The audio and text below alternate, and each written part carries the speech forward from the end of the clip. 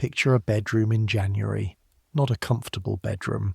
The kind where the fire has been burning for 3 days straight, and the windows haven't been opened once, not even a crack, because fresh air is dangerous. Everyone knows fresh air is dangerous, and the smell has had nowhere to go but deeper into the curtains, deeper into the linen, deeper into the plaster of the walls. Now fill it with blood. Not the sharp, bright blood of an accident, the dark old blood of something that has been happening for days. The smell of it sits underneath everything else, a foundation note, like damp earth under floorboards. You stop noticing it eventually. That's perhaps the worst thing.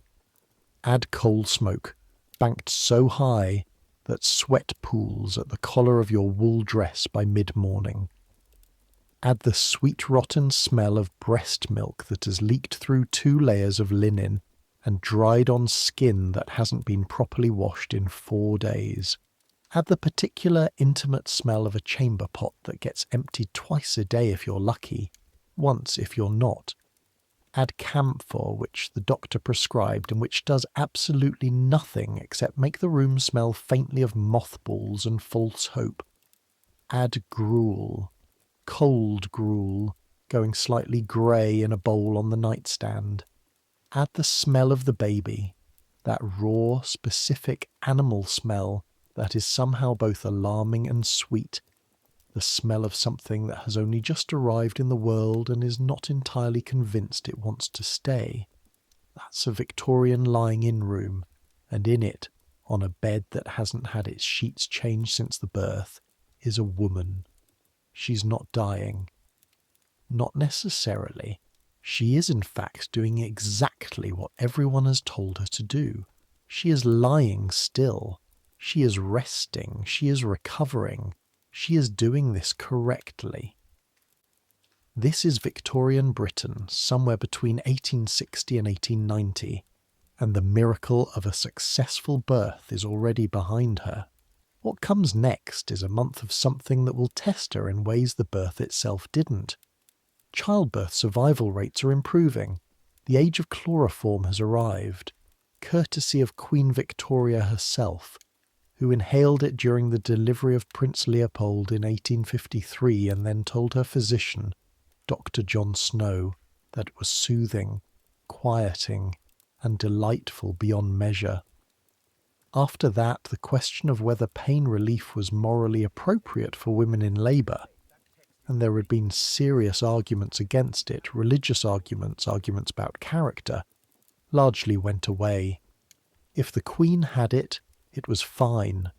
Pain relief was now fashionable. But pain relief is one thing.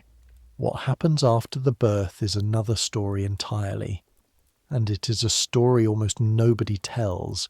Everyone talks about childbirth, the drama of it, the danger of it, the blood and the agony and the knife edge between life and death. Nobody talks about the month that follows. Nobody talks about the room that gets sealed, the body that gets bound, the blood that keeps coming, the fever that starts in the legs as a dull heat and moves upward, reaches the belly and then either stops or doesn't, and if it doesn't stop, it kills in a way that is specific and horrible and entirely, absolutely preventable, and has been preventable since 1847, except nobody listened. Nobody talks about the women who survived the birth and then died anyway. Nobody talks about what it smelled like. I make these history stories and I'm genuinely never sure whether you listen to them to sleep or whether you're the kind of person who needs historical horror in your earphones just to get through a Tuesday. Either way, here we are. Get comfortable. Pull the blanket up. Here we go. Your name is not the point. Names don't matter much in this story. What matters is the work, and the work begins before dawn. It's January 1883. London. You are a monthly nurse.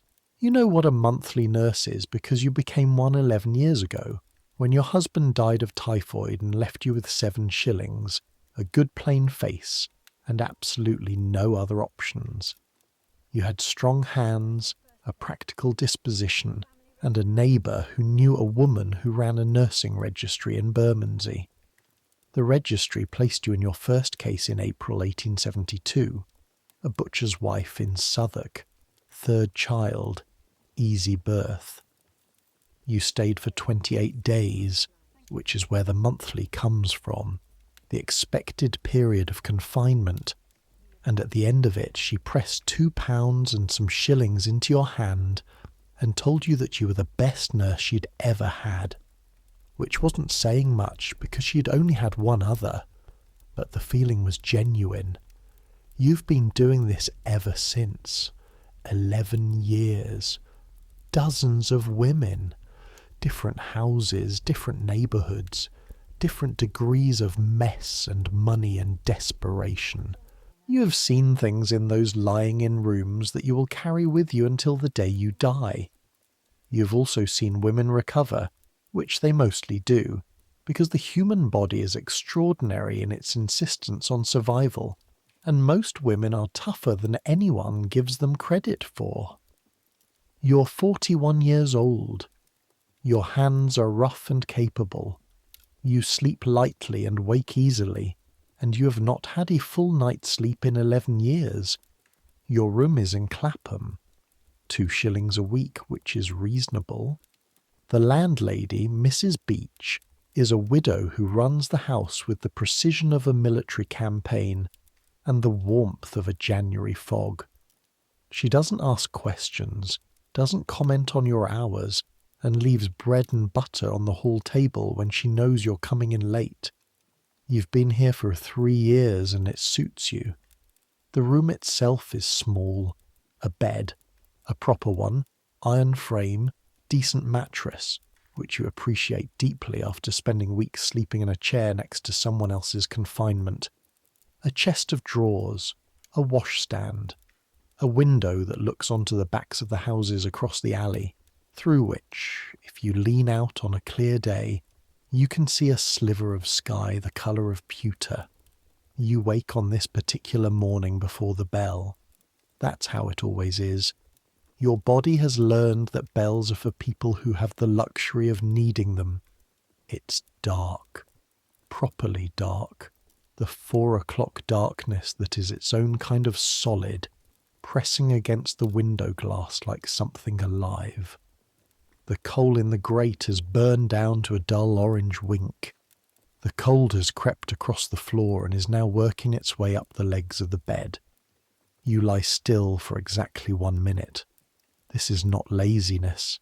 This is knowledge. You know better than to throw off the blanket before you've convinced your body that it wants to be upright. You count. 37, 38. The cold finds your feet through the blanket. That decides it. You put your feet on the floor. The boards are icy through your wool stockings. You light the candle on the nightstand. 3 strikes of the match. The sulphur smell flaring sharp and then fading, and stand up. Your bag is packed. It was packed last night before you slept, as it always is, because Mrs. Fowler on Tremaine Street, Clapham, is 3 days out from her second confinement, and this morning you have agreed to arrive at 6:30 to relieve the district midwife who attended the birth, and has been there since. 3 days is when things start to settle, or start to go wrong, and you want to be there either way. The bag is a large leather Gladstone scuffed at the corners, with a brass clasp that sticks in cold weather. Inside, a bar of carbolic soap, which you have used since 1878 when a doctor at Guy's Hospital gave a lecture on antiseptic practice, and you went, which cost you 4p for the gallery seat and changed how you worked completely. Clean linen strips for binding rolled tight, a bottle of castor oil, arnica salve, which is not as useful as some people claim, but which makes patients feel that something deliberate is being done, which has its own kind of medicine. A small glass bottle of tincture of iron for women who are too pale by the 3rd day. A clean nursing cap, a spare apron, a pocket almanac, your wages book, because you have been underpaid before and you have learned to track everything yourself.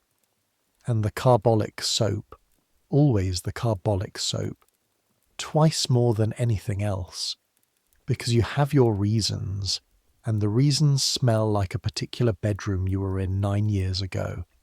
And you do not think about that bedroom if you can help it, but you keep the soap. You wash your face in cold water from the basin. It's so cold it makes the skin above your cheekbones ache. You dress quickly. The wool dress, the apron, the thick wool stockings, the boots, black, lace up, new soles put on 6 months ago and already wearing. Your coat is heavy broadcloth, practical rather than fashionable, with deep pockets on both sides. Your hat is plain brown felt, no ornament, because ornament falls off and catches on things and you haven't time. You eat the bread Mrs. Beach left on the hall table last night. 2 thick slices with dripping wrapped in paper. You eat standing up in the dark hallway, your coat already on, the cold coming under the front door in a thin stream along the floorboards. The bread is good, dense and slightly sour, from the baker's on the high street who starts his ovens at midnight. You chew slowly and deliberately, because this may be the only moment today that belongs entirely to you. Then you pick up the bag, open the front door, and step into January. London in January at 4:30 in the morning is a particular kind of place. Not empty exactly. It is never empty. Not in 1883. Not with 4 million people packed into the streets and courts and rookeries and terraced houses from Bermondsey to Battersea, but stripped back, reduced. The daytime city with its commerce and noise and jostling crowds is not here yet. What is here is the skeleton of it. The gas lamps throwing orange pools on wet cobblestones. The breath of horses standing at the coal merchant's yard. 2 great grey shapes in the darkness, blowing steam in the cold. A man pushing a cart stacked with cabbages, his shoulders hunched against the wind, his boots marking a slow rhythm on the stones. The fog is starting. Not the thick brown soup of a real London fog, not yet, but the suggestion of one. A dampness in the air, a softness to the lamplight, a smell of coal and river and something vegetable and cold. By mid-morning it may close in entirely. By afternoon it may be the kind of dark that turns Tuesday into dusk at 3 o'clock, or it may blow away. January in London doesn't make promises. You walk quickly. Tremaine Street is not far, perhaps 7 minutes at your pace, which is brisk because the cold does not allow for anything less. But you know better than to rush enough to arrive breathless. Breathless nurses alarm patients. The streets of Clapham at this hour are a different world from the daytime streets. You pass a public house, dark and shuttered, the smell of last night's ale coming through the wood of the door like a memory. You pass a row of terrace houses, lights in 2 windows. One is a lamp, steady and placed deliberately on the sill, which means someone is ill. The other is a candle, moving, which means someone is up with a baby or up with anxiety, or simply cannot sleep because London at 4 in the morning is never entirely silent. The city breathing under everything like something enormous and alive. You pass the corner where the newspaper boys will gather in 2 hours, where the shoeblack stand operates from 7 to 5, where 3 months ago you watched a cart horse fall in the street and couldn't get up, and the driver wept in a way that was worse than shouting.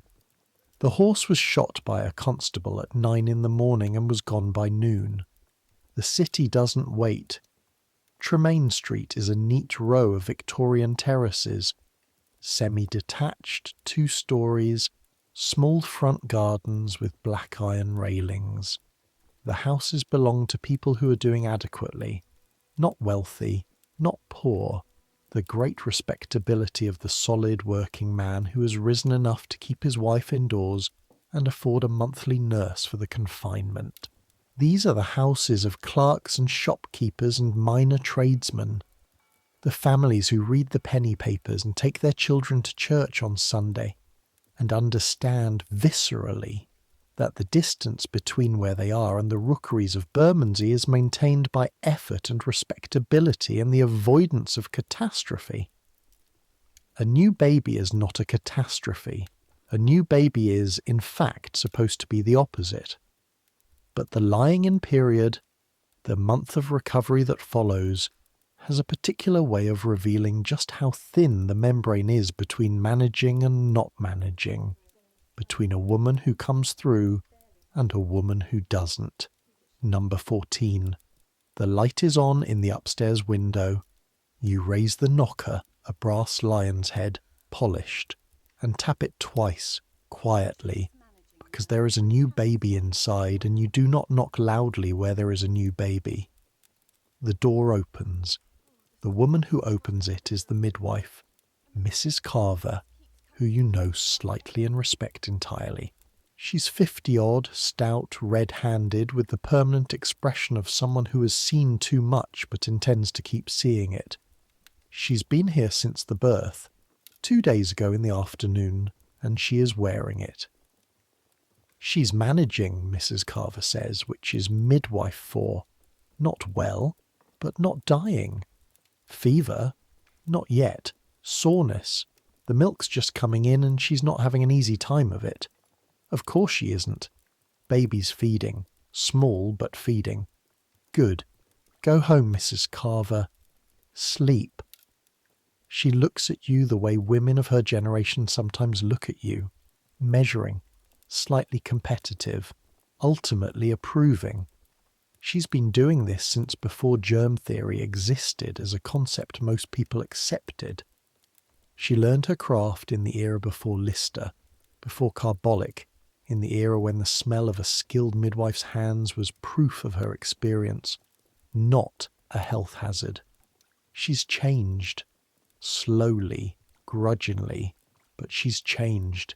You've seen her soap. She pulls on her coat without ceremony and goes. The door closes behind her. The house smells of coal fire, milk, and something darker underneath. The smell of the lying-in room beginning to build. You hang your coat in the hall. You unpack the carbolic soap first and go to the kitchen sink. You wash your hands. This takes a full 3 minutes. Soap to the wrists. Soap between every finger. Soap around every nail. The carbolic bites in the cold. A sharp chemical sting that you've stopped noticing, but which tells you the soap is doing what it's meant to do. You rinse. You dry on the clean cloth in your bag. You do not dry on the kitchen towel, which has been used already this morning for other purposes and is not what you want on your hands before you touch a woman who is 3 days out from delivery. You do this every time, before every patient, before every examination, every time, without exception. This is not standard practice in 1883, let's be very clear about that. This is not what most people do. Most doctors don't do this. Most nurses don't do this. The germ theory of disease, the understanding that invisible organisms cause infection, that those organisms can be carried on the hands from patient to patient, that washing with antiseptic solution breaks the chain, is still, in 1883, a minority position in medicine, gaining ground rapidly but not yet universal. There is a man named Ignaz Semmelweis who figured this out in 1847. He was a Hungarian physician working in the maternity wards of the Vienna General Hospital. He noticed something that seems obvious in retrospect and was, in 1847, apparently impossible for most of his colleagues to see. The hospital had 2 maternity wards. The first clinic, staffed by doctors and medical students. The second clinic, staffed by midwives. The women in the first clinic were dying at 5 times the rate of the women in the second clinic, 5 times. The mortality rate in the first clinic from puerperal fever, childbed fever, was sometimes as high as 10 or even 15%. 1 in 10 women admitted to give birth in the first clinic died, not from the birth itself, from the fever that followed it. The women begged not to be sent to the first clinic. They would rather give birth in the street. Some of them did give birth in the street on purpose, because they had heard what the first clinic did to women, and they chose the gutter. Semmelweis watched this. He thought about it. He noticed that the doctors and medical students came directly from performing autopsies, cutting open cadavers, examining the infected organs of the dead, and then went straight to the maternity ward to examine labouring women. They washed their hands in cold water, which does nothing. The midwives had no access to the autopsy room. They were not permitted to perform dissection. They came to the maternity ward with nothing on their hands but their previous work with other living patients. In 1847, Semmelweis proposed hand washing with chlorinated lime solution before examining patients. He implemented it in his clinic. The mortality rate dropped from 10% to under 2% in a matter of months. The medical establishment of Vienna, Berlin and London rejected this idea almost entirely. They were offended by it, several of them. The idea that a gentleman's hands, a doctor's hands, could transmit something fatal to a patient was an insult to the concept of the gentleman physician. Doctors didn't cause disease. Doctors were educated men who healed disease. The whole framework was wrong. The theory was wrong. The evidence was wrong or coincidental or explained by other factors. Semmelweis argued, pleaded, wrote letters, published papers, became increasingly desperate as women continued to die in hospitals that refused to adopt a practice that took 30 seconds and cost nothing. In 1865, at the age of 47, Ignaz Semmelweis was committed to a mental asylum. He died 2 weeks later, probably from sepsis, from an infected wound, from, if you want to be precise and terrible about it, the same class of infection that he had spent 20 years trying to prevent. The irony is so complete that it barely functions as irony anymore. It's just history, just what happened. You know all of this. You read it in a pamphlet that Dr. Crawford at Guy's gave you in 1878, along with a copy of Lister's 1867 paper on antiseptic principles and a lecture series on the new germ theory. You read everything.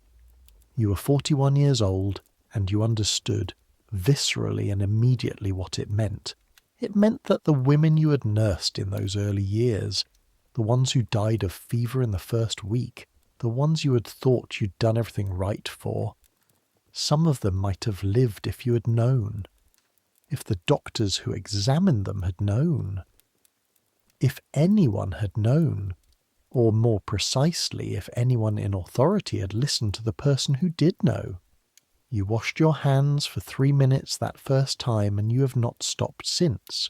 You dry your hands, you pick up your bag, you go upstairs. The lying-in room is at the front of the house, which is better than it might be. Some families put the new mother in a back room facing the yard, which is darker and damper and worse in every measurable way. The front room here is decent-sized, with a window looking onto the street and a fireplace that's been burning since the birth. But the window is sealed. Both sashes are pulled down tight, the lower one latched, a strip of wool stuffed into the gap at the bottom where cold air might otherwise creep in. The curtains are drawn. The room is dark except for the fire and a single lamp on the dressing table. The heat hits you as you open the door. It's extraordinary. A wall of warm, dense, stale air that pushes back against the cold of the hallway. The fire is banked enormous, far too large for the room. The coals built up in a mound that gives out a red-orange glow and a radiating heat that you can feel on your face from the doorway. This is the first thing you're going to have to argue about this morning. Mrs. Elizabeth Fowler is in the bed, propped against 3 pillows, her fair hair loose and damp around her face, a baby in the crook of her left arm. She looks up when you come in, and the expression on her face is the one you've seen 100 times, relief mixed with shame, because she's been lying in this room for 3 days, and she is beginning to understand that it is not as simple as everyone said it would be, and she wants help but doesn't quite want to admit how much. She's 24. This is her second child. The first is a boy, 2 years old, currently sleeping in the kitchen with his grandmother, who has come from Guildford for the confinement and is managing the household with varying degrees of success. This child, the new one, is a girl. Born on a Sunday afternoon in 3 hours and 20 minutes of labour, with Mrs. Carver attending and her husband pacing downstairs, which is where husbands belong during these proceedings and where most of them desperately want to be. The birth itself was straightforward. No intervention, no forceps. A small tear, Mrs. Carver put in 2 stitches with catgut, but nothing catastrophic. What she looks like 3 days later is pale, damp, tired in a way that goes below exhaustion into something structural, as if the bones themselves are tired.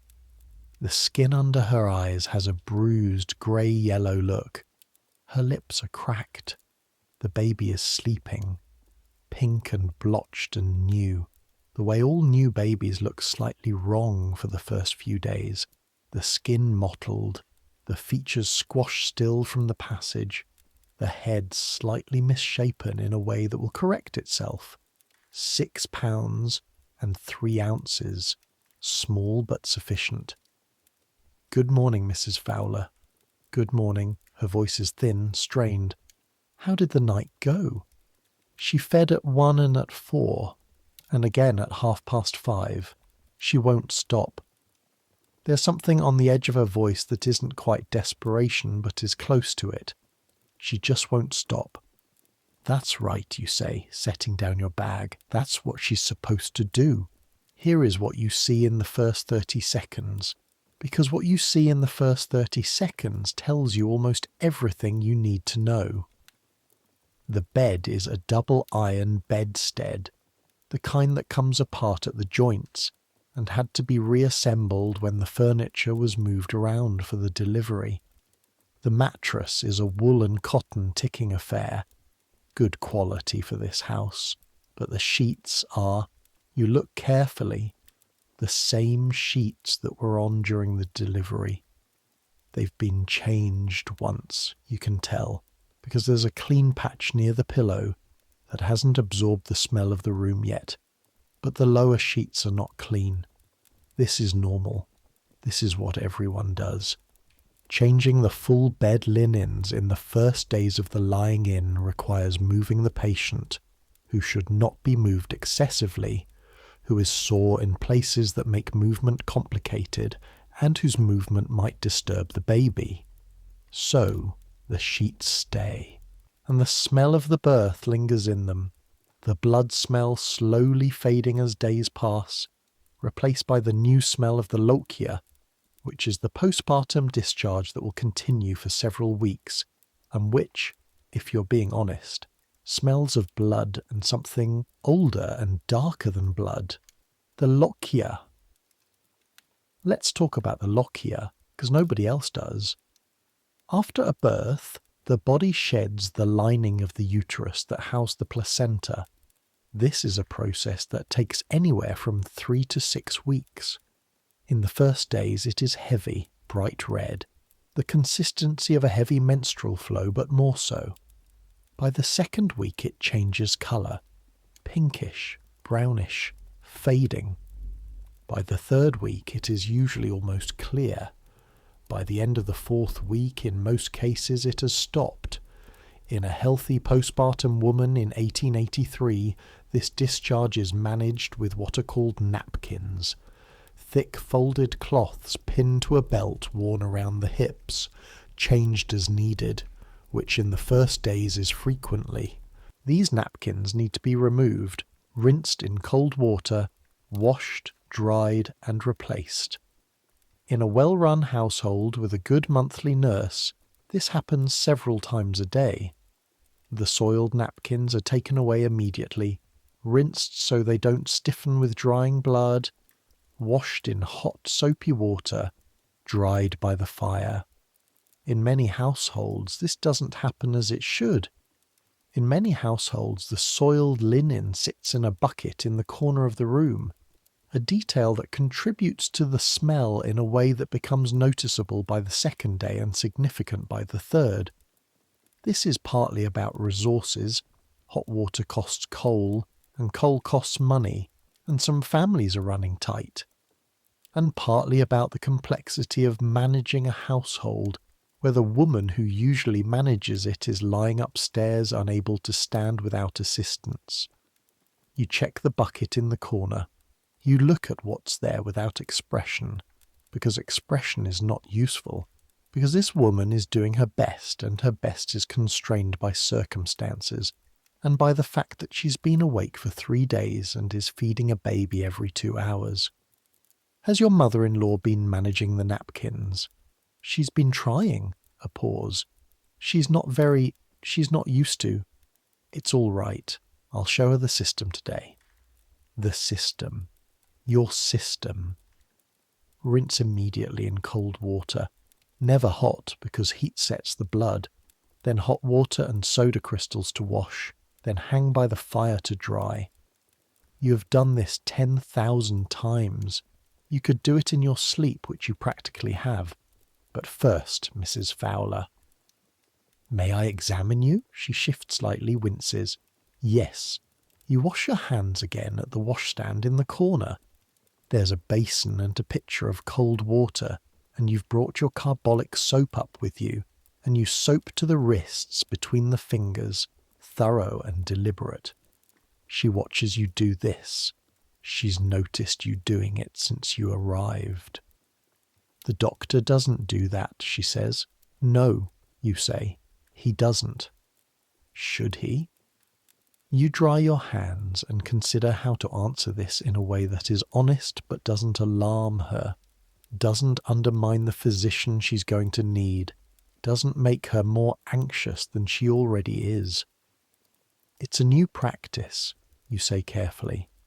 Some doctors have adopted it. Others haven't yet. Dr. Baines is a good doctor. You believe this mostly. Dr. Baines is not a bad doctor. He is a doctor of his generation, trained in the early 1860s, who is slowly, and not entirely willingly incorporating new thinking into his practice. He has at least begun to use antiseptic solution for surgical work. Whether he applies this diligence to obstetric work is something you have not yet had occasion to test with him. You will see him this morning, because he visits lying-in cases twice in the first week, and you will watch, and you will form a view. You palpate her abdomen through the nightgown. Gently, firmly, the flat of both hands pressing in a specific pattern that tells you things a conversation cannot. The uterus. You can feel it through the layers of cloth, a solid, fist-sized mass below the navel, harder than the surrounding belly. You're feeling for whether it has contracted normally, whether it's involuting as it should. In the first days it should feel like a grapefruit, firm and round. This one feels right. Good tone. The after pains, the cramping contractions that continue as the uterus shrinks back toward its pre-pregnancy size, have been doing their job. Have you had the pains? Every time she feeds, yes, they said it would happen. It's good that it happens. It means everything is working as it should. This is true. The cramping that accompanies breastfeeding is the reflex driving uterine contraction, which helps prevent hemorrhage, which is one of the ways women die in the postpartum period. Before anyone understood this mechanism, before anyone understood why the pains happened or what purpose they served, it was simply a fact of the lying in. You fed the baby, you cramped, you gritted your teeth, you carried on. They said I could have laudanum for the pain. You could. Would you like me to ask Dr. Baines? She thinks about it. Will it affect the milk? It may. Some women find the baby sleeps very deeply after they feed on laudanum. Some find it makes no difference. I'll wait, she says, because she is practical and because she has correctly identified that the baby's sleep is something she wants to manage carefully. Because a sleeping baby at the right time is the closest thing to a gift that exists in this room. Now, the breasts. This is the part of the morning examination that requires the most delicacy, not in the medical sense, but in the social sense, because Victorian women are not accustomed to their bodies being handled matter-of-factly by another woman, even a nurse, even after having given birth in front of several people, including in some cases their husband's mother. The body is still the body. The body still belongs to the woman. You ask permission, and you work efficiently, and you keep your expression professional, which is to say, you show exactly as much as the situation requires, and nothing more. The milk came in yesterday, the day before, I think, or the night before yesterday. She helps you loosen the front of the nightgown. The breasts are engorged. You expected this. It's the third day. This is when the milk properly comes in, the foremilk that appeared in the first days giving way to the fuller, heavier milk. And the skin is stretched tight over them, hard and hot to the touch in a way that is beyond discomfort. The right nipple is cracked. Not badly. Not yet. A hairline crack across the apex, the edge of it a slightly deeper colour than the surrounding skin, the beginning of what, if it isn't managed, will become a raw, open wound that bleeds onto the baby's mouth and burns at every feed. Does this one hurt more than the other? Yes. Flat. Controlled. She's been expecting you to notice. How long has she been latching on her own? Since the second day, Mrs. Carver showed me. A pause. She said the latch looked right. It may have been right then. Babies adjust as they get stronger, and as the milk changes and sometimes the latch shifts. We'll work on it today. The technique of breastfeeding, which sounds as if it should be instinctive, natural, easy, because it is what breasts are biologically for, because women have been doing it since before recorded history, is, in practice, a skill.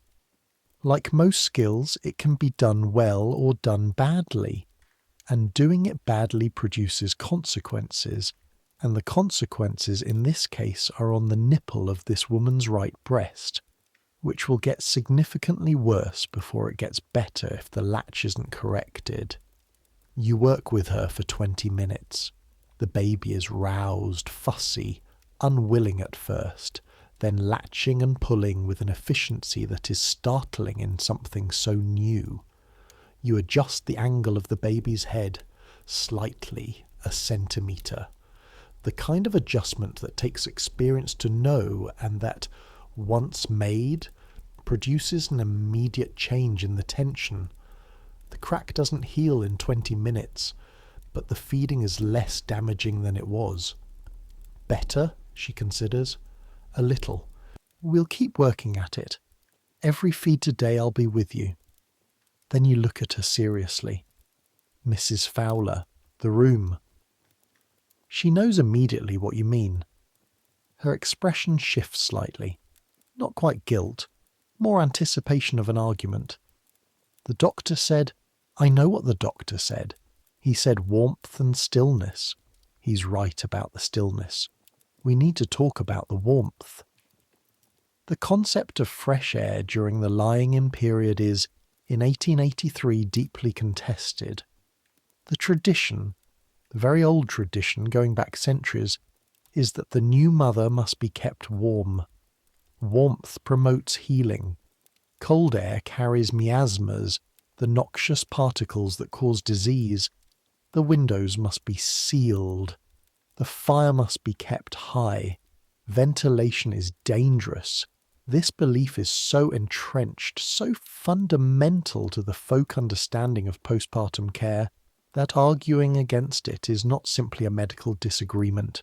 It's a challenge to received wisdom. It's something that makes women look at you sideways.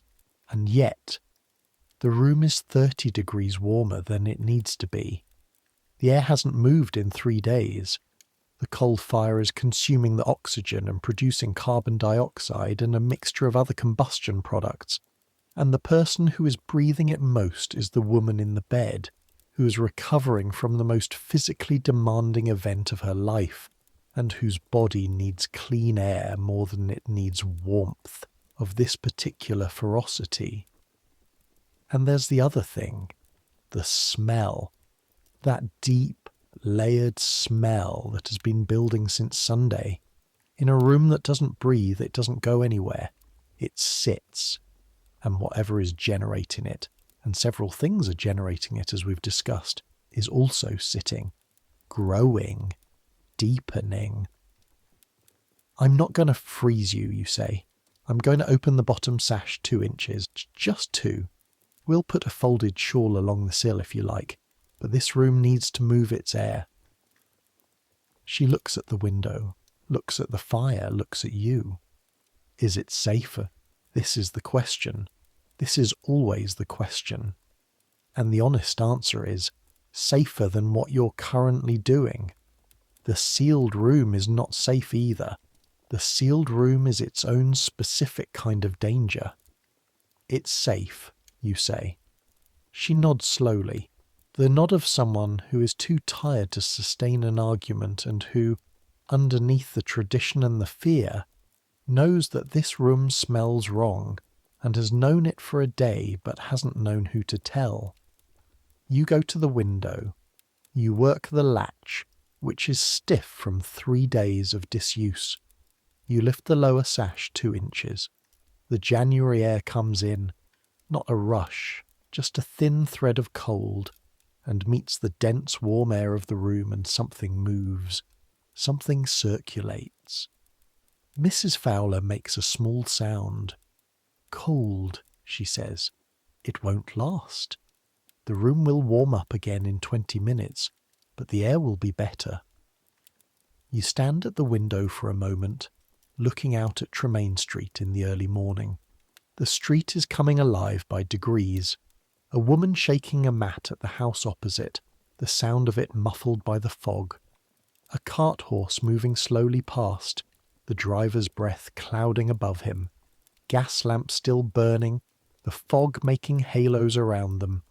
2 inches of cold air from this window. 2 inches is not medicine. But it's not nothing either. You pull the curtain half closed so the cold doesn't seem to be coming from the open window quite so aggressively. A psychological accommodation. Sometimes that's what nursing is. Then you go downstairs to find the grandmother and sort out the napkin situation, which is going to take the better part of an hour and requires a degree of diplomacy, because she is a woman of 53 who has raised 5 children and does not naturally accept instruction from a hired nurse, especially instruction that implies she hasn't been managing properly. You have been here before. You know how to navigate it. Her name is Mrs. Pierce. She is, as predicted, a stout woman with a determined jaw and the particular manner of a woman who has been competent her entire life and is currently being made to feel incompetent by circumstances she didn't expect. The kitchen is reasonably clean. The toddler, Thomas, is still in his nightclothes at the kitchen table eating bread with a focused seriousness. He looks up when you come in, and then immediately looks back down, which is a reasonable response to a strange woman appearing in his kitchen before 6 in the morning. "Good morning, Mrs. Pierce. I'm glad to find you managing so well." This is deliberate. You compliment first, always. Not falsely. There are genuinely things she's managing well. The fire is going, the bread is made, the baby's clothing is clean. You start there. Then the system. You show her the bucket method. Cold water, immediate rinse, soda crystals, the big pot on the range. You show her how to wring them without using too much force, how to hang them to dry without letting them stiffen. You show her how to fold a fresh one, how to fasten it to the belt. She watches with the expression of a woman absorbing information she considers she shouldn't need, but is accepting because the alternative, something going wrong with her daughter-in-law, is worse than accepting instruction. "She's not feverish?" Mrs. Pierce asks when you've finished. "Not this morning." "She was flushed last night. I thought engorged breasts can raise the temperature slightly. The milk coming in can feel like the start of a fever." It's not the same thing. A pause. Watch for shivering, not just being cold. A shivering that goes deep, that shakes the whole body. And pain in the legs or the belly separate from the after pains. "Those are things to call me for." She nods, files it away with the efficiency of a woman who's accustomed to filing away practical information. You go back upstairs. Mrs. Fowler has drifted into a light sleep, the baby on her chest, both of them still in the particular quiet of the new baby morning, which is brief and precious and should not be disturbed. You sit in the chair beside the bed and begin the waiting work, which is most of nursing. Watching, listening, noting, the colour of the skin, the rhythm of breathing, the rate at which the fire is consuming itself, the quality of the light coming through the 2-inch gap in the window, the smell of the room, which is beginning very slightly to change, less dense, still thick, still the particular smell of the lying-in room, but with something clean threading through it now. You take out your pocket almanac and make notes in your small, precise handwriting. Temp normal, colour good, milk established, latch improving, room ventilated, napkin arrangement restructured. Lochia, normal colour, normal quantity, no shivering, no leg pain reported. Wound site, not examined yet, will attempt this afternoon with improved privacy. First day, then you sit. The fire crackles. Mrs. Fowler breathes. The baby makes small, intermittent sounds that don't resolve into crying. In the street below, London continues to assemble itself out of the fog. This is the work. Not just the examining and the managing and the washing and the showing. This is the work. Being present, in this room, on this chair, watching this woman breathe. Being here when the baby cries and Mrs. Fowler is too tired to move and the grandmother is downstairs and there is nobody else. This is what a monthly nurse is. And here is what a monthly nurse is not. A doctor, a midwife, a servant, a friend, exactly. Though something adjacent to friendship develops sometimes. You're a professional hired presence. You're the person who makes the lying-in period survivable. Let me tell you about the lying-in period, because I've been circling it and it deserves the full reckoning. A woman in 1883 who's just given birth is expected to spend 9 days in bed. 9 days of absolute horizontal rest, not sitting up, not standing, not walking to the chamber pot without assistance. 9 days. Then, if she's recovered sufficiently, she may begin to sit up. After a week of sitting up, she may begin to stand. After a week of standing, she may begin to walk short distances. The full lying-in period, the full confinement, is 28 days, 4 weeks, 1 month. This is not simply recovery time, though it is recovery time. This is also social ritual. The lying-in period has its own protocol, its own economy, its own set of visitors and gifts and ceremonies that have been accumulating since before anyone can track the origins. In the first week, visitors are restricted, close family only. This is partly practical. The mother is not well enough to receive anyone, and partly traditional, because the new mother is in a specific liminal state, not quite yet re-entered society, not yet what she was before, and this liminal state has its own rules about who can enter it and when. In the second week, the social visits begin.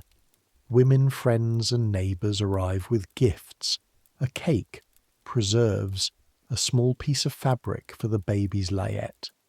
These visits are short and ceremonial and meant to be pleasant, and they often are, but they also exhaust the mother, who's meant to receive them looking reasonably well and expressing appropriate gratitude, which requires a level of performance that someone 2 weeks out from a difficult birth is not always capable of. The gift that everyone brings in various forms is food, specifically the caudle, a warm drink, thin gruel mixed with ale or wine, sweetened with sugar, spiced with nutmeg or cinnamon. It's a sick-room drink, the standard food for invalids, thin enough to go down easily, warming enough to feel like nourishment even when it isn't. There are dozens of recipes for caudle. Some are better than others. All of them are given with the best intentions. The dietary management of the lying-in woman is, to put it charitably, inconsistent. In the first days, the standard prescription is nothing or very little. Thin gruel, plain broth. The idea being that the digestive system has been disrupted by the birth and needs to rest, along with everything else. This is not entirely wrong. The bowels often do need some time to recover, particularly if there's been any perineal injury. But the implementation can go badly, because thin gruel does not provide the protein and iron that a woman who has just lost a significant quantity of blood needs to have. You have standing instructions from your doctor, Dr. Crawford, your supervising physician at the maternity clinic where you do your weekly volunteer work, to encourage beef broth from the second day, and if the patient can tolerate it, soft-boiled eggs and milk, and by the end of the first week, ordinary food. This is not universally accepted. Some of your colleagues think it's too aggressive. You think the colleagues are wrong, and you have the outcomes to argue from. The women you nurse who eat properly from the second day are on average 3 or 4 shades pinker by the end of the first week, with more energy and less of the grey, washed-out exhaustion that can make the entire lying-in period feel like a slow drowning. Mrs. Fowler has been eating gruel. You are going to fix that today. But first, 9 o'clock, Dr. Baines. He arrives at 8:55, which speaks well of him, punctuality being one of the first signals of a physician who takes his cases seriously. He is a man of perhaps 55, lean, well-dressed in the manner of a successful suburban practitioner, with a leather bag not unlike yours except newer and more expensive. He has grey side whiskers and the direct, unhurried manner of someone who's been making home visits for 30 years and has learned to absorb the particularities of each household without comment. He and you have met twice before, on 2 previous cases that overlapped. You respect each other in the cautious way of professionals who share space without quite sharing perspective. "Mrs. Thornton," he says at the door. "Dr. Baines." You step back to let him in. She's rested well. Milk established second day. Small crack on the right nipple. We've been working on the latch. Lochia, normal quantity, normal colour. No fever. He listens, nods, goes upstairs. You follow. He examines Mrs. Fowler with the practised efficiency of long experience, presses her abdomen in the same places you pressed, though without the carbolic soap beforehand. You watch his hands. They're clean. The clean of a man who washes regularly, who is hygienically minded in the general sense, but not carbolic washed, not antiseptic. You say nothing. He checks the baby, checks the fontanelle, the colour of the eyes, lifts the cord stump, it's drying correctly, the right shade of darkening, and replaces the cord dressing with fresh lint. The window, he says, noticing the 2-inch gap. I opened it this morning. The room needed to breathe. He looks at it for a moment, looks at you. You're one of the fresh air people. I'm one of the good outcomes people, you say pleasantly. He makes a sound that is almost a laugh. Then, the crack on the nipple. Is she using the breast shield? We're working on correcting the latch first. The shield is a last resort. The breast shield. A rubber or ivory or glass device fitted over the nipple to protect it while the baby feeds, allowing the wound to rest and heal. In theory. In practice, the shield often interferes with the letdown reflex, reduces the baby's efficiency at emptying the breast, leads to engorgement, which leads to further problems. You dislike breast shields intensely. You prefer the 10-minute solution of repositioning the latch, which costs nothing and damages nothing. If the latch doesn't improve by tomorrow, use the shield, Dr. Bain says. Yes, you say. This is not agreement. This is acknowledgement. He leaves a prescription for laudanum for the after pains if required, and tells Mrs. Fowler she's doing very well, which is both true and the kind of thing a physician says regardless of truth, because it costs nothing and produces calm. He'll be back in 3 days. At the door, you have a moment alone with him. How's your next-door patient, he asks. He means the woman in the street behind, delivered at home. No monthly nurse, the husband a labourer. I'm not on that case, you say. No, the district nurses are. I just wondered if you'd heard anything. I haven't. He nods. The complicated one is always someone else's problem until she isn't. He goes down the path. You go back inside. The morning passes in the rhythm of the lying-in room. The baby feeds, the baby sleeps. Mrs. Fowler sleeps, wakes, is uncomfortable, is attended to. You change the napkins, you monitor the lochia, you check the colour and quantity against what you expect. You sit by the fire and read from a nursing manual, making notes in the margins in your small, precise handwriting. At 11 o'clock you go downstairs and make Mrs. Fowler a bowl of beef broth. Real broth. From the pot of bones Mrs. Pierce has been simmering at your instruction, the smell of it filling the lower stairs, and carry it up. She looks at it with something close to longing. The doctor said, Dr. Baines has no objection to beef broth on day 3, you say, which is a slight embellishment of his position, but not an outright lie. Drink it slowly. She drinks it. The colour in her face changes as she does. Something returns to it, some quality that gruel cannot provide. She finishes the bowl and holds it for a moment, and the expression on her face is one you have seen before, and still find moving, even after 11 years. The specific gratitude of a body receiving what it actually needs. More, you ask? Please. You bring more. Then you bring her bread, soft white bread with a scrape of good butter, and she eats that too, methodically, like someone refuelling. The baby wakes and she feeds her again, and you watch the latch. Better this time, significantly better. The adjustment you made this morning holding.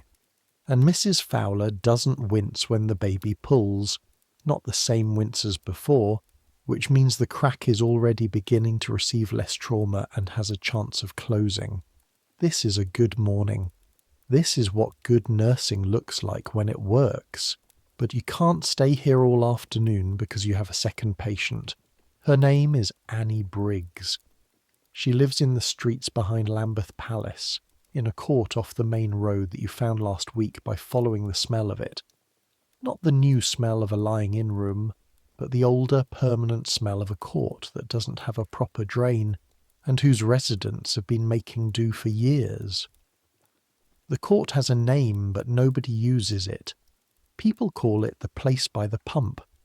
The pump is the water source for 12 households. Iron cold, reliable-ish, not clean by any measurement that matters, but you take what there is. Annie Briggs is 26 years old, and this is her 4th child. She has not had a monthly nurse for any of them, because a monthly nurse costs money. A good one costs between 12 and 15 shillings a week, more than her husband Ned brings home in a week of labouring, and the district midwife who attended the birth 3 days ago has been and gone, because the district midwife has other cases, and district nursing time is finite. The 3 days since the birth have been managed by Annie herself, by her neighbour Mrs. Cook, who is a woman of warm intentions and limited knowledge, and by the children. The children. The oldest is 7, a girl, Ellen, with her mother's brown eyes and a serious face that is working hard to be older than 7, because it understands that the situation requires it. She carries the baby when her mother needs to sleep. She takes the younger 2, a boy of 5 and a girl of 4, out of the room when her mother is in pain. She fetches water from the pump, 7 years old, fetching water and minding the baby. You knock on the door of the court's 2-room tenement, ground floor, left side, and Ellen opens it. "How is she?" you ask. "She slept," Ellen says. Her voice is steady. She woke up at 5, said her back hurt, went back to sleep at 7. "Good girl. Is Mrs. Cook here?" "She was here. She went to get her husband's dinner." "You go in." The room is not what the Fowler house is. The Fowler house is respectable, contained, slightly too warm and imperfectly managed, but fundamentally decent. This room is what happens when everything you need to keep a lying-in period manageable is not available. One room serves as everything: kitchen, living space, sleeping space. There is a range in the corner, coal, though not much, and a table and 2 chairs and a shelf with dishes and a peg for coats. The second room is the sleeping room, barely large enough, the bed and the cot for the older children, who sleep in a heap together with the kind of uncomplaining animal warmth that children manage when they have to. Annie Briggs is in the bed. She looks exhausted in a way that is different from Mrs. Fowler's exhaustion. Not the exhaustion of a woman who has a warm room and sufficient food and a nurse and needs to rest. The exhaustion of a woman who has not been able to rest because there is nobody to do the things that need doing, and so she has done them herself. You can see it in the set of her shoulders, the way she's half sitting up even now, the body automatically orienting toward its responsibilities even when the body has nothing left. She's pale, paler than you'd like. The skin has a waxiness to it that can mean blood loss, can mean poor nutrition, can mean the beginning of a dozen things you'll need to identify and address. "Mrs. Briggs, how are you feeling?" "Been better," she says, which is not a complaint, just information.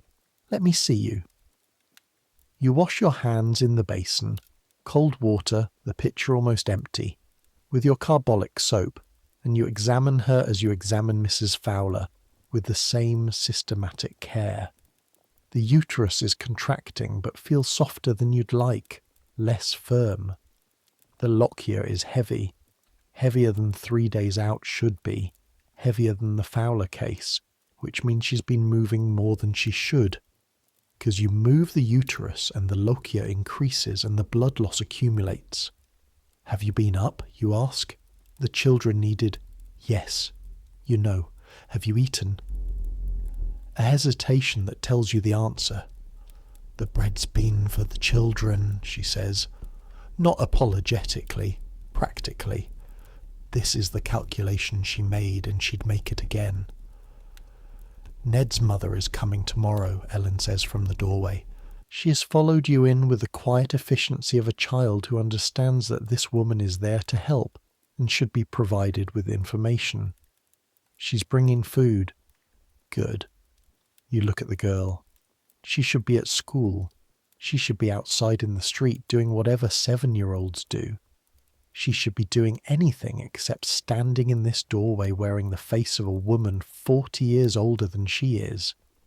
Ellen, is there bread in the house? Half a loaf. Is there a neighbour with a fire going? Someone who could make a pot of tea? Mrs. Cook. Go ask Mrs. Cook if she can make your mum a strong cup of tea and some toast. Tell her I sent you. Ellen goes. You sit on the edge of the bed and look at Annie Briggs and tell her some things. You're pale and you're tired in a way that's more than just the birth. You've been doing too much and eating too little, and I know you know that, and I know there wasn't a lot of choice. Here's what we're going to do. You lay it out simply, without fuss. The plan for the next 3 days. Bed rest, actual rest. You'll arrange with Mrs. Cook to take the children for the afternoon. Ned's mother will come tomorrow. The district nurse will visit again on Thursday. And you are going to come back tomorrow, which is not in your contracted arrangement. You're being paid by Mrs. Fowler's household. But you will come back anyway because there is nobody else, and because some calculations you make on grounds other than money. You don't need to, Annie Briggs says. No, you agree. She looks at you for a moment. The waxiness of her face softens slightly. Not into sentimentality, she's too tired for sentimentality, but into something like recognition. Someone sees what this actually is. Someone is going to do something about it anyway. The baby's not feeding well, she says. Tell me.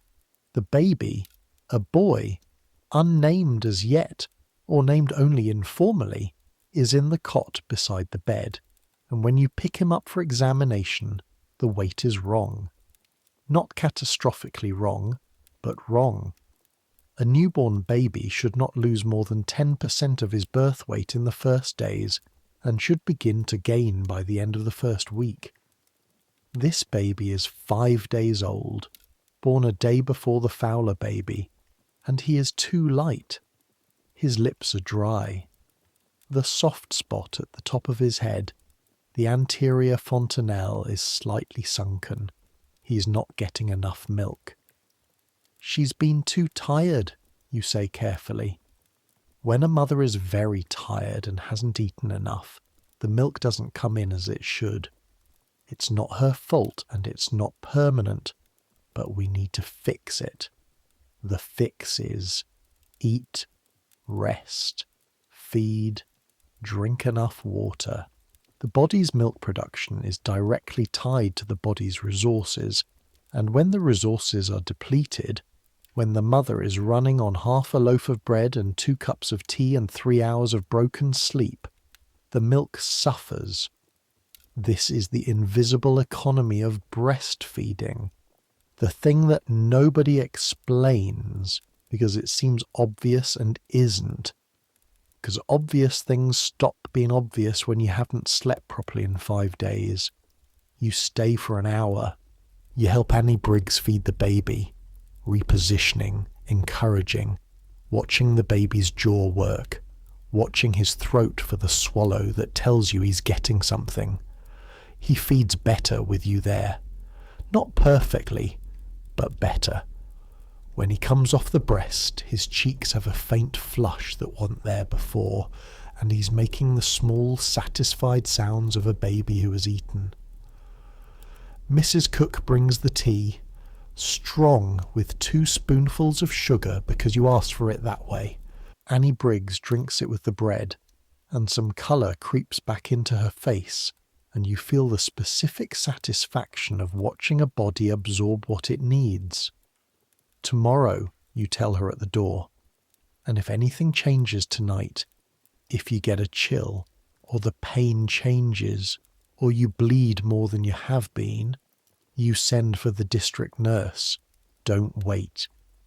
I won't wait, she says. She says it the way people say things when they mean it. You walk back to Tremaine Street. Here is the difference between these 2 women. Mrs. Fowler has a monthly nurse, a supportive mother-in-law, a well-furnished house, sufficient coal, adequate food, and a husband who will take a week away from the office. She also has a crack on her nipple that is going to heal, a baby who is latching better, and a body that is contracting correctly. She is going to be fine, barring the thing we haven't talked about yet, which is always the thing in the back of your mind, the thing you check for 3 times a day with your experienced hands and your careful eyes.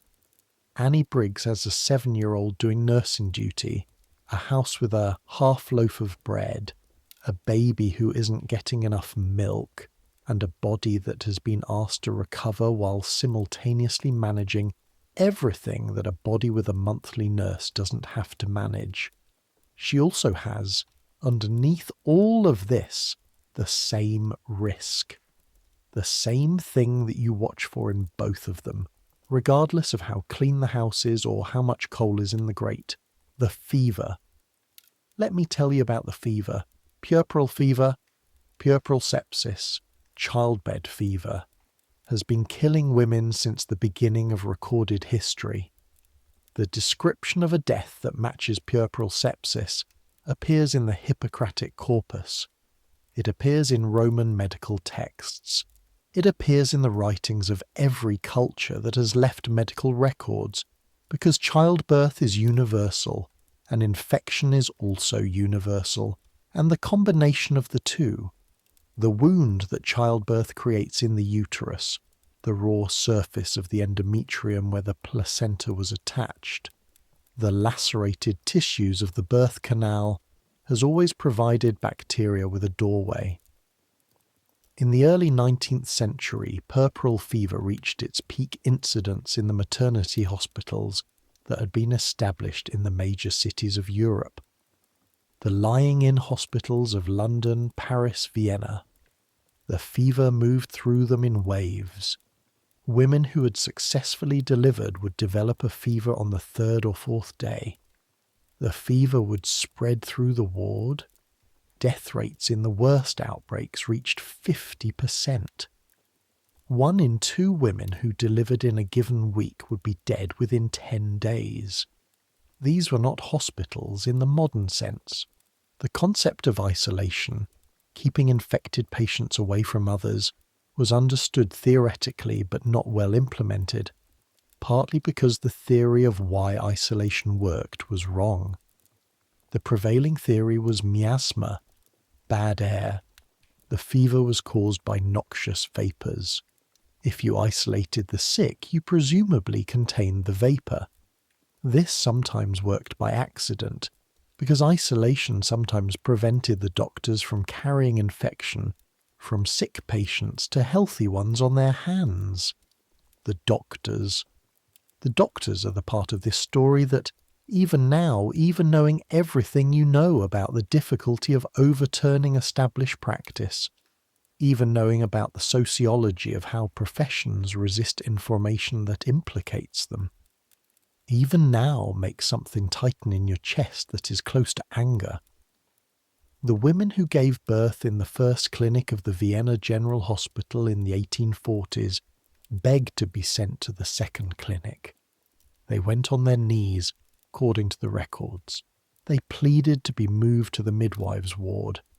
And the doctors, The qualified, educated, skilled physicians in whose hands these women's lives rested did not understand why the women were afraid of them. They thought the women were hysterical, overly anxious, susceptible to superstition. The women were, in fact, accurately reading their own mortality statistics. Semmelweis's hand-washing protocol dropped the death rate in his clinic from over 10% to under 2%. The results were immediate and dramatic and reproducible. He published them. He wrote to colleagues in other hospitals, urging them to adopt the same practice. The responses he received ranged from polite skepticism to active hostility. One of the most respected obstetricians in Europe wrote that the theory was absurd. Doctors did not cause disease. Doctors were educated men who healed disease, and that the improved outcomes Semmelweis reported were due to other factors: better weather, better food, changes in the patient population, better weather. The obstetric wards of Paris and London continued to kill women at rates that hand-washing would have sharply reduced. They continued to kill them through the 1850s, the 1860s, when Pasteur was demonstrating the germ theory of disease, when Lister was demonstrating the antiseptic principle. They continued into the 1870s, the 1880s. The adoption of antiseptic practice in obstetrics was slower than in surgery, slower than in general medicine. There are reasons for this. Obstetrics in this period is less prestigious, less well-funded, more associated with women and midwives, and therefore with lower professional standing. But the reasons do not reduce the number of women who died. You were in a room 9 years ago, in 1874.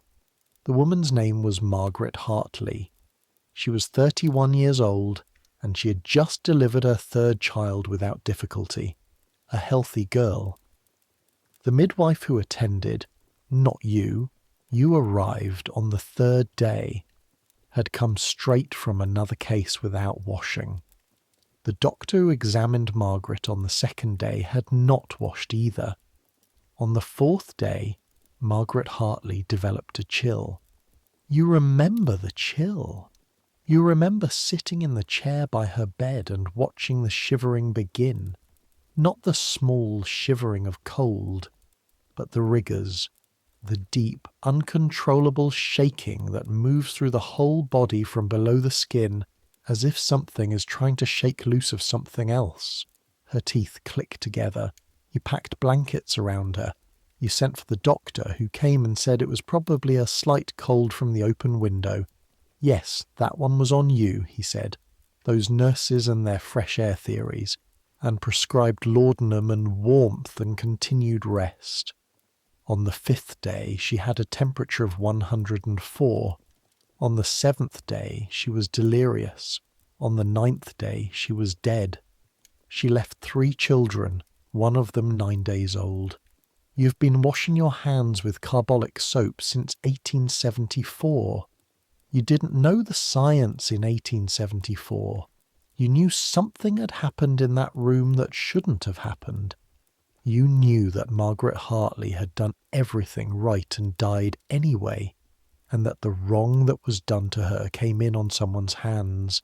You didn't know whose. You knew the thing was preventable. You didn't know exactly how. Then, 1878. The lecture, the pamphlet, the Listerian principles, the understanding that what you had felt, instinctively, without the language or the mechanism, was real, was true, was demonstrated. You've been washing with carbolic ever since. You cannot know how many women you've helped by doing this. Absence of harm is not measurable in the way presence of harm is measurable. You don't know the names of the women who didn't die because you walked into their rooms with clean hands. You just know that your outcomes, your fever rates, your death rates, are lower than the averages you hear discussed at the district nursing meetings. measurably lower. That's not nothing. The afternoon at the Fowler house passes carefully. At 1 o'clock, Mrs. Fowler sleeps while the baby sleeps. This is the most valuable instruction you give any lying-in woman. Sleep when the baby sleeps. Do not use the quiet hour to write letters or speak to visitors or think about the house. Sleep. And you sit in your chair and make notes and listen to the street. The fog has come in. The light outside the window has that flat, pressed quality of a January fog. The buildings on the other side of the street gone soft around the edges. The sound of the traffic muffled as if the world has put a hand over its mouth. A dray horse passes, its hooves on the cobbles sounding close and then suddenly far, the fog playing tricks with distance. At 2 o'clock you examine Mrs. Fowler's perineal wound for the first time properly. This is a conversation that took 15 minutes of careful negotiation, because the privacy of that part of the body is, in 1883, absolute, in a way that makes clinical examination genuinely difficult. Mrs. Fowler has had 2 births. She's been examined in labour, examined after delivery. She knows what is required. But the lying-in room is supposed to be a place of recovery and modesty. An examination of the wound site still requires you to ask carefully, to explain what you're looking for and why, to establish that this is clinical and not prurient and not humiliating. What you're looking for, signs of infection. The stitches Mrs. Carver placed, 2 of them, catgut, closing a small second-degree tear, need to be healing cleanly. If they're not, if the edges of the wound are hot or seeping or have separated, you need to know now on day 3, when you can still do something about it, not on day 7 when there's less to do. You look. The wound is healing, not perfectly. The edges are slightly more swollen than you'd want. The bruising extensive, a deep purple-yellow against the pale skin. But the stitches are holding. The wound is not seeping anything it shouldn't be seeping. The surrounding tissue is not abnormally hot. This is healing, you tell her. It's sore. Very. It will be for another week at least. Possibly 2. That's normal for this kind of tear. She asks the question she's been wanting to ask since you came in this morning. Is everything still? Everything is intact, you say. The stitches will dissolve. The bruising will fade. In a few weeks you won't notice it. She lets out a breath. This is what she needed to know. That the damage is temporary. That she's not permanently altered in a way she cannot control. Women are not told enough about their bodies. They're not told what to expect after birth. Not told what is normal and what isn't. Not told about the lochia. Not told about the after pains.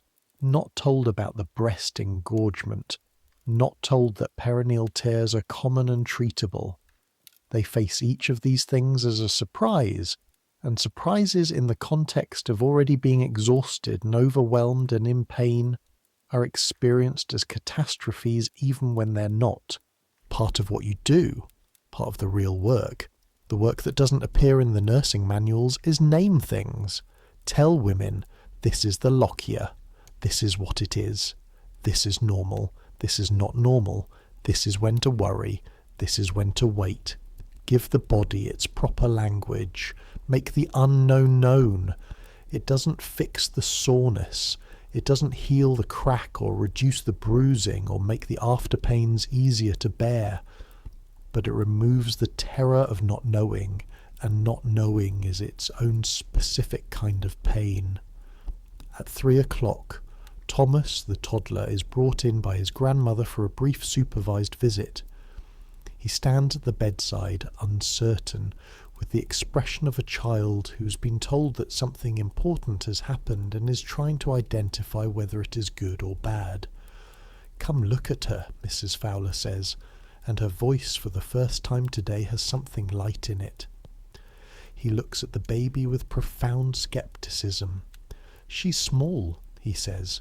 "She was small when you were born too." He considers this for a moment, reaches out one careful finger and touches the baby's hand.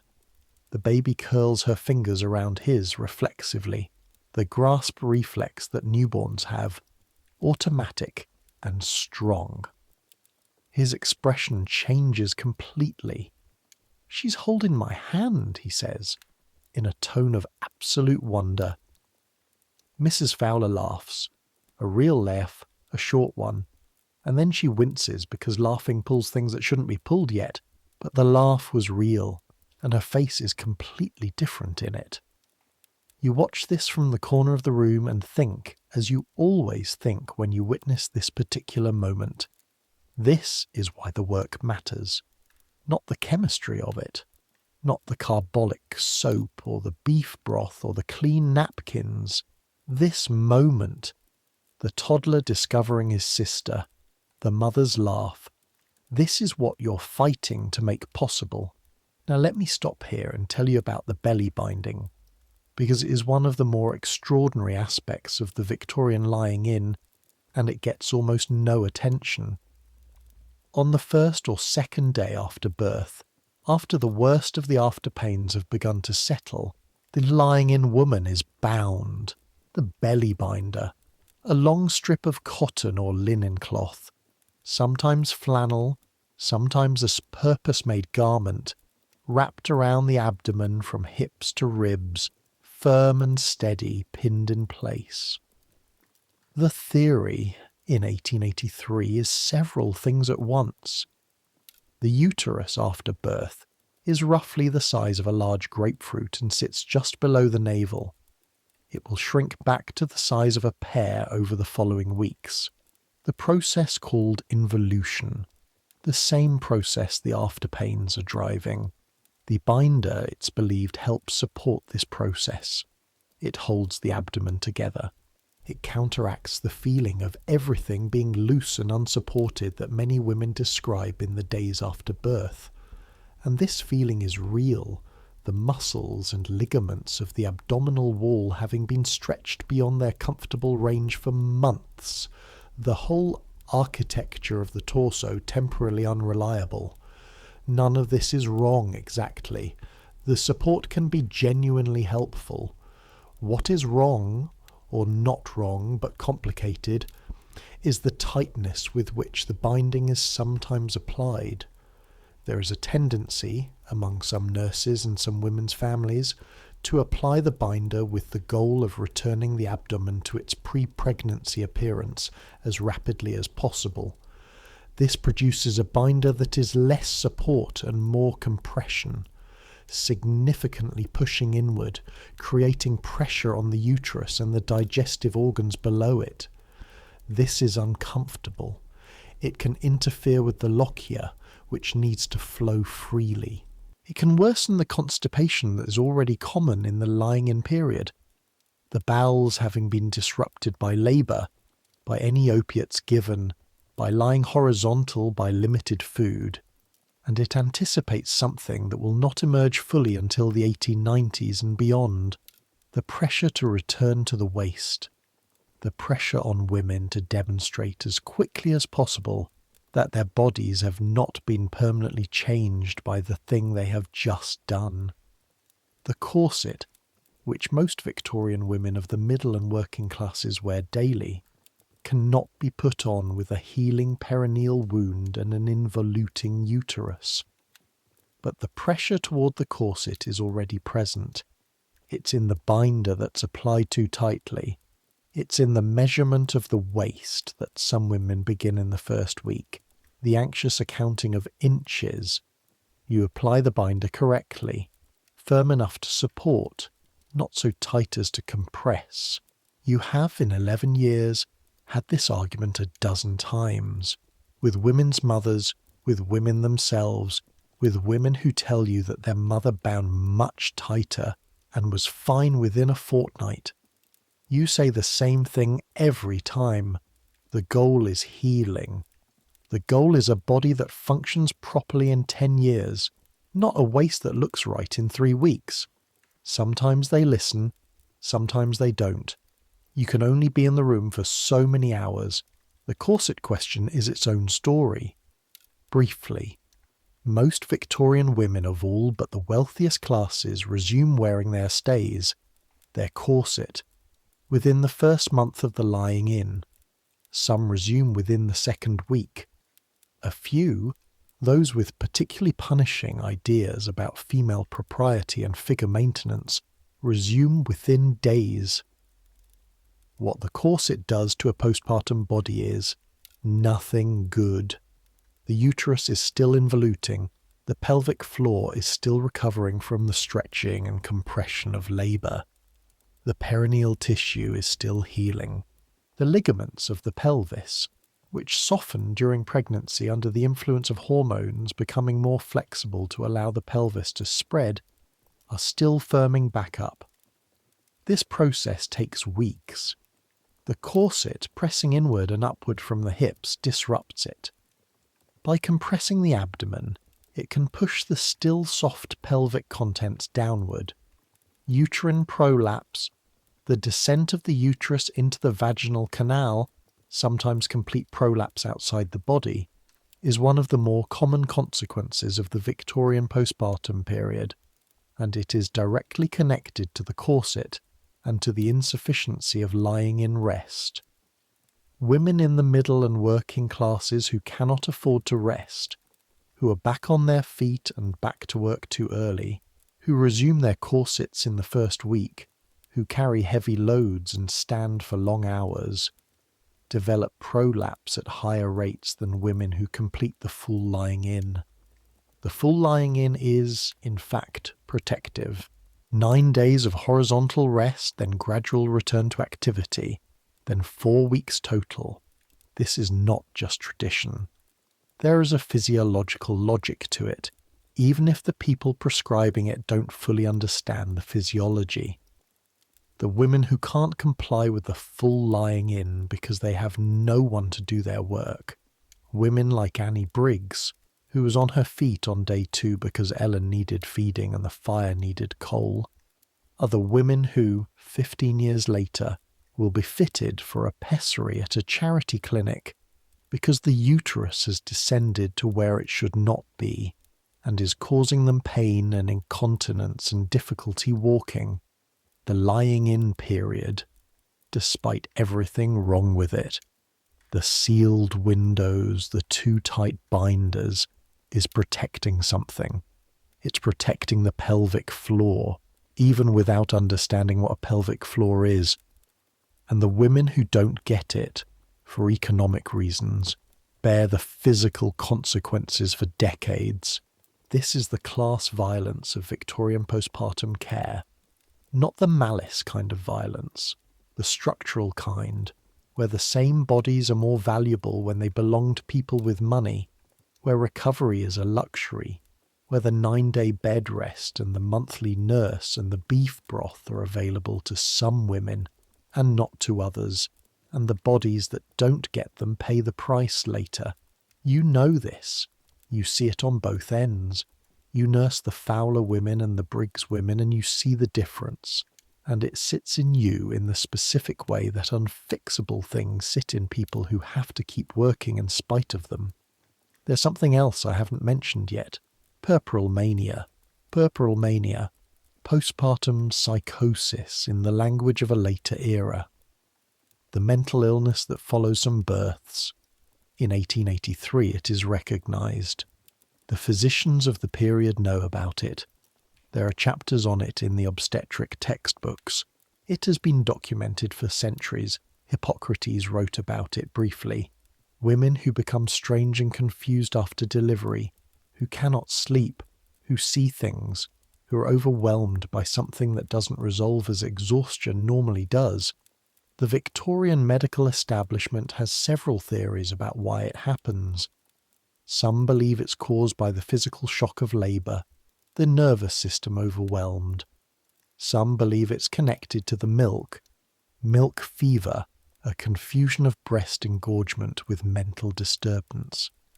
Some believe it's hereditary. Some believe it's moral failure, a weakness of character, the susceptibility to mental disturbance that belongs to women of poor constitution or inferior breeding. None of these theories are correct in the way that theories are correct if they lead to accurate predictions and better outcomes. What they're really describing, without the tools to understand it, is a severe disruption of brain chemistry that occurs in some women after birth. The rapid hormonal shifts of the postpartum period, combined with sleep deprivation, and possibly other factors producing a state of psychosis, hallucinations, delusions, the inability to think coherently, behaviour that is frightening to the family and bewildering to the patient herself. You have seen it twice. Once, in 1876, a woman in Bermondsey who became convinced on the fourth day that her baby was not her baby, that someone had exchanged the baby in the night for a different child, and who would not feed it, would not hold it, sat in the corner of the room and rocked and explained this substitution in a voice that was entirely calm and entirely wrong. The second time, in 1880, a woman in Lambeth who, on the sixth day, began to believe that the walls of the room were speaking to her, that the voices in the walls were telling her to. She never finished the sentence. You sent for the doctor immediately. The woman was admitted to Bethlem, the psychiatric hospital, where she stayed for 4 months. She recovered. Most women with puerperal mania recover, eventually. Some do not.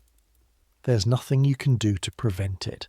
Not in 1883, because the mechanisms are not understood. What you can do is watch. Watch the eyes, the way they move, whether they're tracking normally. Watch for the sleep. Women who develop puerperal mania often don't sleep. A 3-day pattern of no sleep at all is a warning sign. Watch for the confusion that goes beyond the normal exhausted confusion, the confusion that is specific and strange and doesn't respond to comfort or rest. You watch for all of it, in every lying-in room. The next morning is Wednesday. You wake before the bell, as always, 4 o'clock. The dark, the cold, the 2 minutes of lying still to persuade the body upright. The candle, the washstand, the cold water that makes the skin above your cheekbones ache. You dress quickly. Bread on the hall table. This morning it's a different bread, slightly sweet, something Mrs. Beach made from a new recipe. You eat it in the hallway and go out into the fog, which has thickened overnight into something genuine, the amber-grey soup of a proper London fog, the gas lamps making pools of orange that barely reach the cobblestones. You check on Mrs. Fowler first. She's better. Slept 4 hours between the 2 a.m. and 6 a.m. feeds, which is more than the previous nights. The colour in her face is better. The crack on the nipple is not visibly healing yet. These things take several days, but she reports it's less painful at the beginning of the feed, which means the latch is holding in the correct position. I feel, she says, and then pauses, choosing the word carefully. Human. Good. Is that strange? Is it strange that I didn't feel human yesterday? No, you say. It's very ordinary. You examine her. The uterus is firmer this morning, contracting well. The lochia is beginning to lighten, still present, still red, but slightly less heavy than yesterday. Normal progression. Her temperature. You check it with the small glass and mercury instrument you've been carrying since 1879, not universally used by nurses yet. Another thing you adopted early because numbers are legible in a way that the touch of a hand is not, is normal. 98.4. Good. Very good. Then you go to the Briggs household. Annie Briggs is still pale, but she has eaten. Ned came home last night with bread and a piece of pork, and Mrs. Cook brought soup, and Annie ate something, actually ate something, and slept for 6 hours while Ellen sat up with the baby. The baby, unnamed or named only informally, reaches his birth weight plus a quarter by the 10th day. You weigh him on your portable spring balance, and when you read the number, something tight in your chest releases. He's eating, you tell Annie. He never stops, she says, with the exhausted pride of a woman whose baby is doing exactly what it should. Now. The lying-in hospital on the Borough Road, the one you pass twice a week on your way to the district nursing clinic, is a different world from the houses you work in. It's a purpose-built building. 4 stories of yellow London brick, with a covered entrance and a notice board listing the matron's name, the visiting hours, the rules for admission. Women can deliver here free of charge if they're sufficiently poor and can demonstrate it. Their husband's wages below a certain level, the household without sufficient means for private attendance. They come in labour, or they come in the days before. They give birth in wards of 6 beds, attended by resident midwives and on more complex cases the visiting physician. This hospital is better than it was 20 years ago. The antiseptic practices, the carbolic solution for the instruments, the hand-washing protocol at least partly adopted, the better ventilation in the wards, have brought the mortality rate down from what it was in the 1860s. But it's still not as safe as a home delivery with an attentive nurse who washes properly. Not yet. The home is safer than the hospital in this period. This is the counterintuitive truth of Victorian obstetrics. The hospital that was built to help the poorest women, the women who have no room, no nurse, no resources for a proper lying in, is more dangerous than the alternatives it replaced. Because in the hospital, the bacteria move between patients. One infected woman infects the next bed, which infects the next. The hospital concentrates both need and infection in the same space. This improves. It continues to improve through the 1880s and 1890s and into the Edwardian era. By 1900, the hospital mortality rates are coming down to the level of home births. By the interwar period, the hospital begins to be genuinely safer than the home for complicated cases. By the 1950s, hospital birth has become the norm. But in 1883, the safest place to have a baby, if you are a woman of any means at all, is in your own bed, with a competent attendant, in a room that is warm but not sealed, with a monthly nurse who washes her hands. You know this. You say it when people ask you whether the hospital is better. You say, in this case, in this household, at home, is safer. You say it with certainty because you believe it and because certainty is what people need when they're making decisions about something this important. And then you add, keep your windows open 2 inches.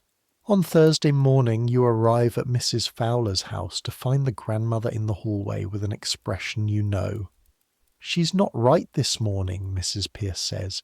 Tell me. She was cold in the night, shivering. I put more coal on and she stopped shivering after a bit. When did it start? She woke me at 2, said she felt cold. Strange cold, she said. Not just cold. You're already going up the stairs. The room is hot again. Mrs. Pierce rebuilt the fire in the night, which you understand and do not fault, because when your daughter-in-law says she feels a strange cold in the night, you build the fire, but the smell is different. Not the smell of the room, something else. Something faint and specific underneath the familiar smells. Mrs. Fowler is in bed. She looks wrong. Her face has a high colour, 2 spots of pink on her cheekbones. But the colour is wrong. The feverish colour, not the pink of health. Her skin is damp. She's lying very still in the particular stillness of someone who's discovered that movement is painful. Where does it hurt, you ask? Everywhere. A pause. My belly mostly, and my legs. My legs ache. You check her temperature. The thermometer goes under her arm. She holds it in place while you count. And when you take it out and read it, the mercury has reached 102. Your hands feel cold. 102 on day 4. The pattern you know. You examine her abdomen with your hands flat, pressing gently in the quadrants, and she winces when you press in the lower left and the lower right, and the uterus, when you palpate it, feels different from yesterday, slightly softer. And there's a tenderness in the peritoneal area, the lining of the abdomen, that wasn't there yesterday. You keep your face steady. You keep your voice even.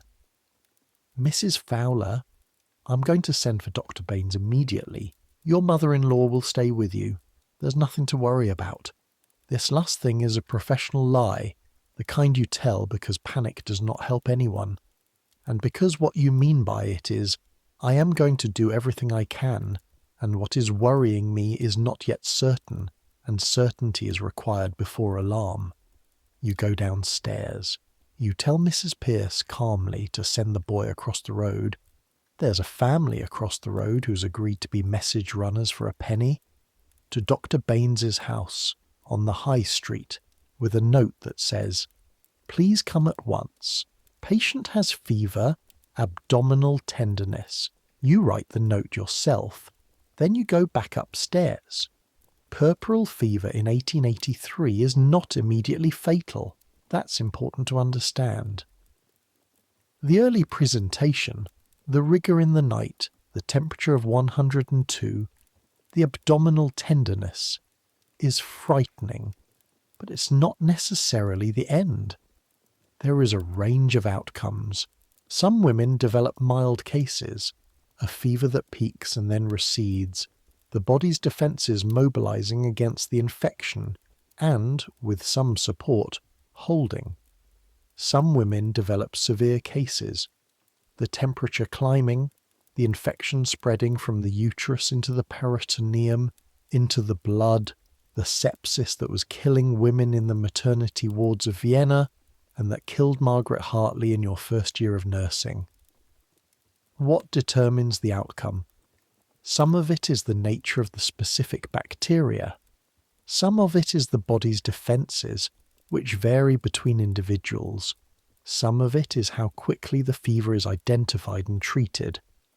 Treatment in 1883 is quinine, which lowers fever, laudanum, which controls pain, the attempt to keep the patient hydrated and reasonably nourished.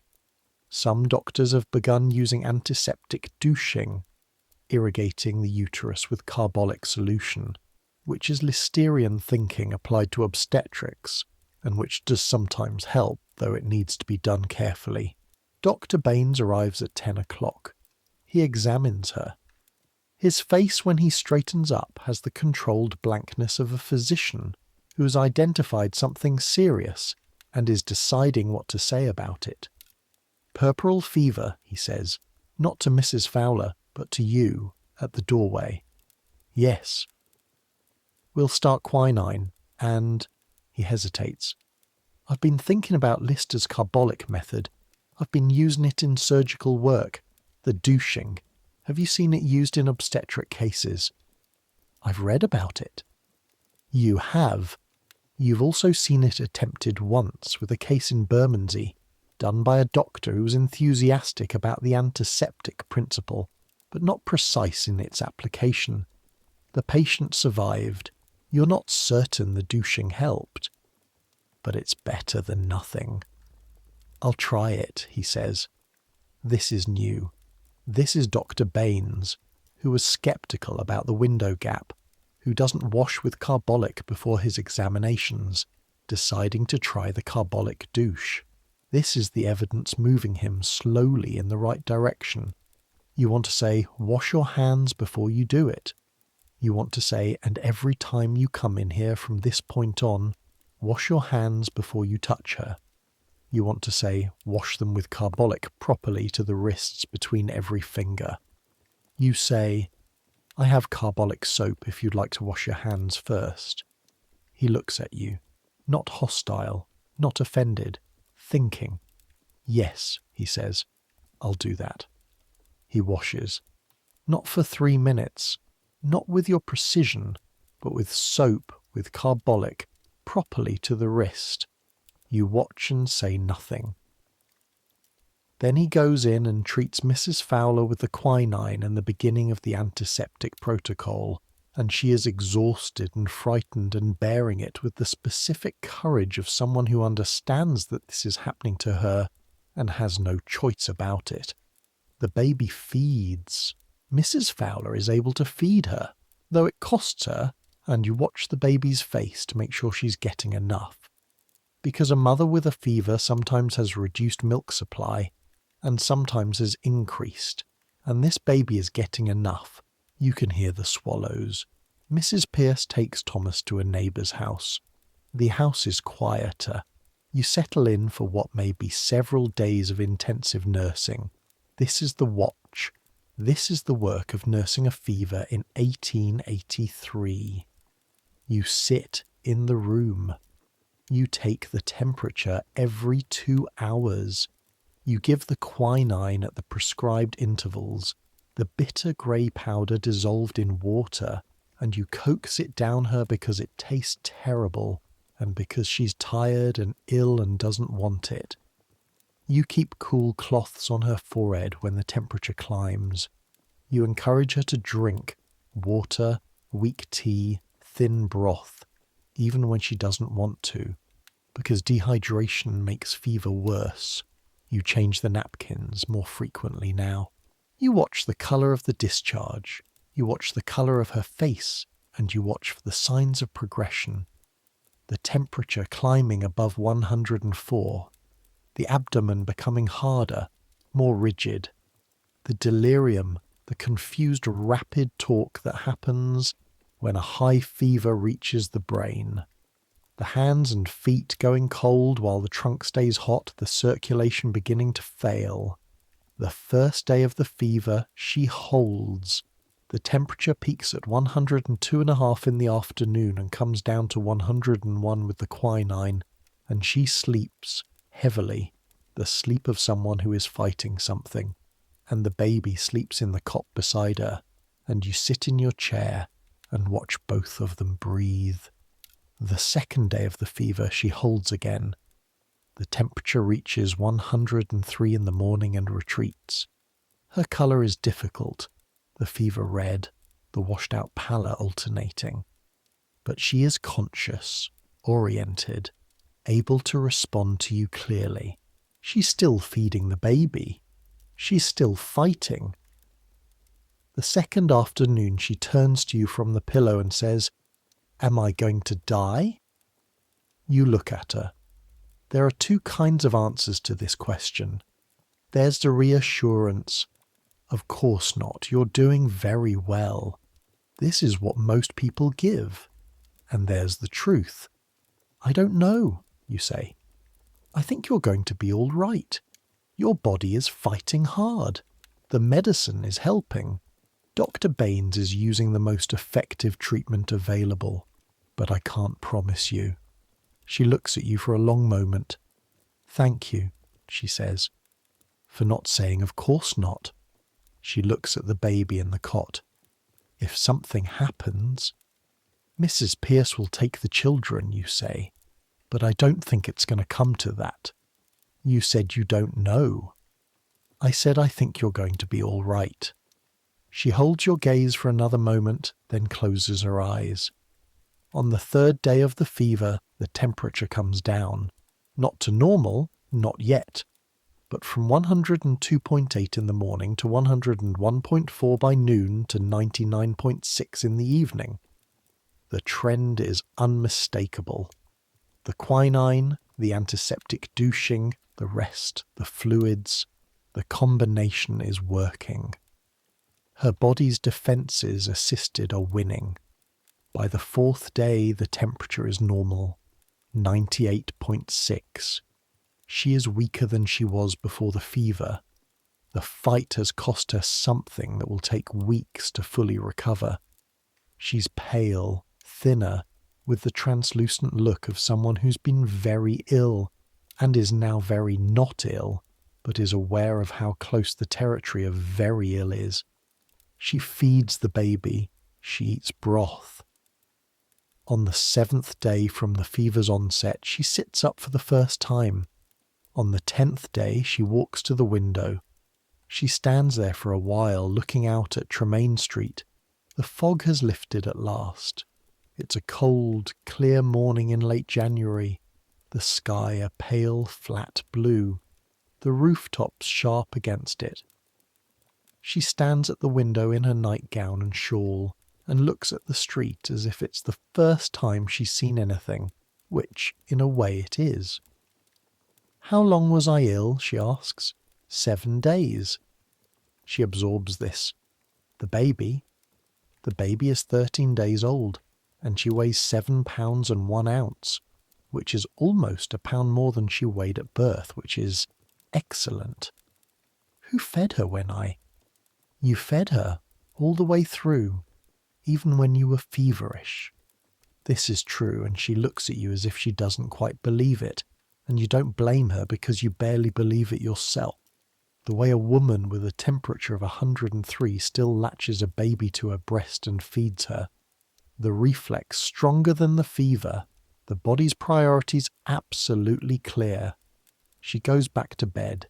She'll be weeks recovering. The full month of confinement will stretch to 6 weeks. She will be sore and tired and careful for a long time, but she's alive.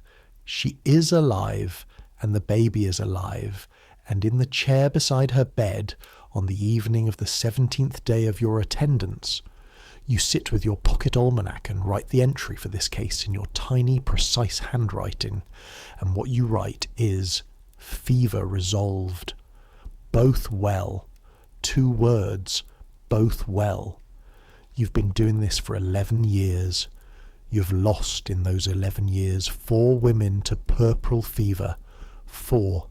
In 11 years, dozens of cases, nearly 50 women that you can count. You have lost 4. The national average in the district nursing reports you read at the monthly meetings is higher than that. Not catastrophically higher, because the worst era, the era of the hospital fever wards, has been ameliorated somewhat by antiseptic practice in the larger institutions. But higher. You have thought about this. You've thought about whether your outcomes are better because of the hand washing, or because you nurse mostly in homes rather than hospitals, or because of some selection effect in the kinds of women who can afford a monthly nurse, who tend to be healthier and better nourished to start with. You think it's probably all of these things. You think the hand washing is a part of it. You can't prove it, not in the way the men at the medical societies want things proved. But you've read Semmelweis, you've read Lister, you've read the tables of the before and after, and you believe what you've read. You keep washing. There is one more thing, and it is this, the churching. After the lying-in period ends, after the 4 weeks, the woman is not quite yet returned to full standing in the world. There's one more step, the churching of women. This is a ceremony, a service in the Church of England performed after the lying-in period is complete, in which the woman comes to church and gives thanks for her safe delivery. It's a service of thanksgiving, the prayer book says. It's not a ritual purification, the clergy will tell you carefully. The idea that women are unclean after childbirth is not Christian, they say. And yet, in practice, in many communities, the churching ceremony is exactly what separates the woman who's been confined from the woman who has returned to social life. Women who have not been churched sometimes face informal restrictions. Some communities feel uneasy about unchurched women handling food or entering certain spaces. The belief underlying it that the body after birth is in a particular state, that this state needs ritual recognition and closing, that there is something to be formally ended before ordinary life resumes, is very old. Older than Christianity. The ideas about postpartum impurity are in Leviticus, in the rules about how many days a woman must wait after the birth of a son before she can re-enter the temple, and how many more days if the child was a daughter. The Christian Church rebranded this ancient ritual. The essential shape of it stayed. The Fowler churching is on a Sunday 6 weeks after the birth in February. You're not there. Your month of attendance ended at the 4-week mark. But Mrs. Pierce, who has stayed on to help through the fever recovery, writes to let you know. Mrs. Fowler is well. The baby is well. She wore her good dress, the grey silk with the new black bonnet. She sat in the front pew and gave thanks. You read this in your room at 4 in the afternoon, the winter light fading outside the window, and you think about her standing in the aisle of the church in the grey silk dress, and the thing that happened in that room on Tremaine Street. The fever that came on day 4 and fought for 7 days, and the baby growing fat in her arms, and 2 words. Both well. After this, something shifts. The weeks turn into months. The months blur. You know which suppliers are honest and which ones pad their invoices, except you don't have suppliers. But you know which households have enough and which don't, which you can see in the first 30 seconds. You know which women will comply with the rest regimen and which ones won't because they can't. You know the weight of a newborn correctly nourished, the feel of a correctly involuting uterus under the flat of your palm, the specific colour of lochia on day 5 versus day 10. You know the difference between the crack that will heal and the one that will require intervention. You know the difference between the flush of engorgement and the flush of the fever coming. Annie Briggs never developed a fever. Her body recovered from the birth with the stubborn practicality of someone who has done this before and doesn't have time to be unwell. By the end of the first week, she was managing her household. Not fully, not completely, but managing. Ned's mother stayed for 2 weeks. She and Mrs. Cook between them kept everything running while Annie rested. Rested as much as you could make her rest, which was more than she would have managed without you there every other day reminding her why. The baby, Thomas Henry Briggs, named for both grandfathers, reaches his birth weight plus a quarter by the 10th day. By the end of the month, he has a crease at his wrist. The fat crease of a baby who is eating enough. And Annie Briggs looks at that crease the way a woman looks at something she worked very hard for. You write the final entries in both case books. You write the outcomes, you close both books, then you pack your bag. You check the carbolic soap. Use down to a sliver, you'll need more. You write it on your shopping list. Carbolic soap, soda crystals, clean binding strips, and you go out into February London, which is still cold, still grey, but slightly less dark than January. The days beginning to lengthen by minutes at each end, the light coming back so slowly you can only see it in retrospect. You're already thinking about the next case. Here is what I want to tell you about these women. Not the medical facts, not the history of Semmelweis and Lister and the slow progress of knowledge against its own inertia. Something simpler than that. Mrs. Elizabeth Fowler lived to be 73. Her daughter, the baby born on that Sunday in January 1883, married a solicitor in 1906 and had 3 children of her own. Mrs. Fowler nursed her through one of those confinements herself. Annie Briggs had 2 more children after Thomas Henry. She never developed prolapse, which is perhaps something to do with the rest she got in that first month. The month when Ned's mother came and Mrs. Cook brought soup, and you appeared at the door every other day and told her to stay in bed. She lived to be 61, which is good age for a working-class woman in South London in that era. Thomas Henry Briggs enlisted in 1914. He came back in 1918. He never talked about it. Ellen Briggs trained as a nurse. She read about antiseptic practice in her training in 1894 and thought, yes, of course, that's obviously correct. She had no memory of the nurse who came to the house when she was 7 and washed her hands before touching anyone.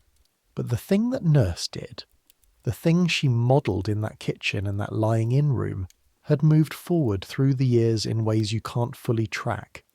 The way all practice moves forward, through people watching people and thinking, yes, of course, yes, that. Your room, the end of January. You come home in the dark. Late, the way you're always late after a case, the body's adrenaline keeping you longer than you planned, and then releasing all at once when you close the door behind you and there's nothing more to do. Mrs. Beech's lamp is on in the hallway. There's bread on the table. Tonight there's also a small piece of cheese, which is unusual. A kindness, perhaps because she heard you come in late last night as well and knows what a long case means. You eat standing up. The bread and cheese in the hallway, coat still on, bag set on the floor. Eating quickly and thoroughly, the way you always do when you've been nursing all day, the body accounting for what it missed. Then you go upstairs. The coal that has been building all day in the grate has been somewhat addressed by the coals Mrs. Beech raked up before she went to bed. The room is not warm, but it's not the cold of a dead fire. There's something still going in the grate, a low orange wink, enough to take the worst of the edge off. You hang your coat. You sit on the edge of the bed and unlace your boots. The lace is stiff from cold. Your fingers a little clumsy with it. The boots come off. Your stockinged feet on the floorboards. The floor is cold. The straw mattress is cold when you lie down. You don't undress fully. You're too tired, and you've slept in your clothes before, and you'll be up at 4 and there's no point. You lie on your back in the dark and listen to the room settle. The house breathes around you. Mrs. Beech in the room below, the almost silent evidence of her presence. A footstep, a creak, the sound of a window being checked and secured. The lodger in the room next to yours, a clerk, quiet, polite, who you've exchanged perhaps 12 words with in 3 years, asleep already, the walls thin enough that you can hear the rhythm of it, and outside, London. London at 11 o'clock in January. Not quiet. It's never fully quiet, but settled into its night register. The clatter of the daytime replaced by something lower. The sound of the nighttime city going about its own business, the business of rest and desperation, and the things that happen in the dark. A cart, somewhere close. Someone's voice, lifted briefly in something that might be anger or might be laughter, and then falling away. The sound of rain beginning, a fine London rain, the kind that appears without announcement and fills the air with a hiss on the cobblestones. You close your eyes. You think about Mrs. Fowler at the window on the 17th day, the morning after her fever broke completely, standing in her nightgown and shawl looking at Tremaine Street in the winter light, the way the light fell on her face, the way she looked like someone who'd been away somewhere very dark and had come back to find that the ordinary world was still here, still the same, and was surprised to find that she found it sufficient. You think about Ellen Briggs, 7 years old, with her mother's brown eyes and her serious face and the bucket of water from the pump balanced in her hands. You think about the babies, the Fowler baby, the Briggs baby, both of them new in the world, both of them breathing at this moment, right now, in houses not far from this room. The incomprehensible newness of them, the way a new baby smells, that raw, specific animal sweetness, the smell of something that has only just arrived and is not sure yet whether it wants to stay, and then stays anyway because the body insists. You've nursed dozens of births.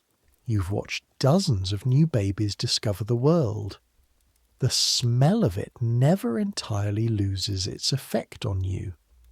Even after 11 years, even with the bucket of soiled napkins and the fever watches and the carbolic soap and the cases that don't end well, even with all of that, the smell of a new baby in the first days of its life is still something.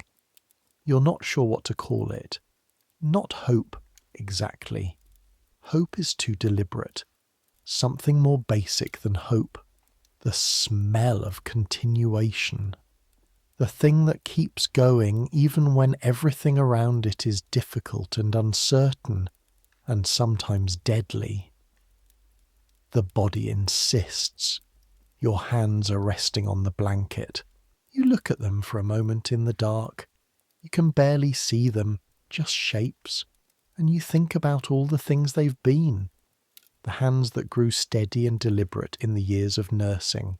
The hands that learned the specific language of palpation, what a correctly involuting uterus feels like under the flat of your palm. What a concerning one feels like. The difference between the texture of normal tissue and tissue that is beginning to be wrong.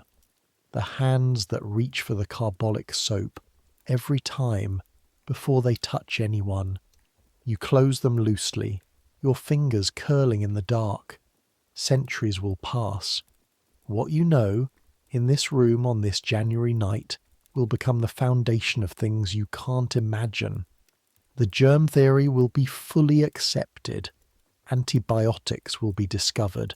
A chance observation by a Scottish physician named Fleming. 45 years from now, the mould on a petri dish. The thing that changes what infection means completely.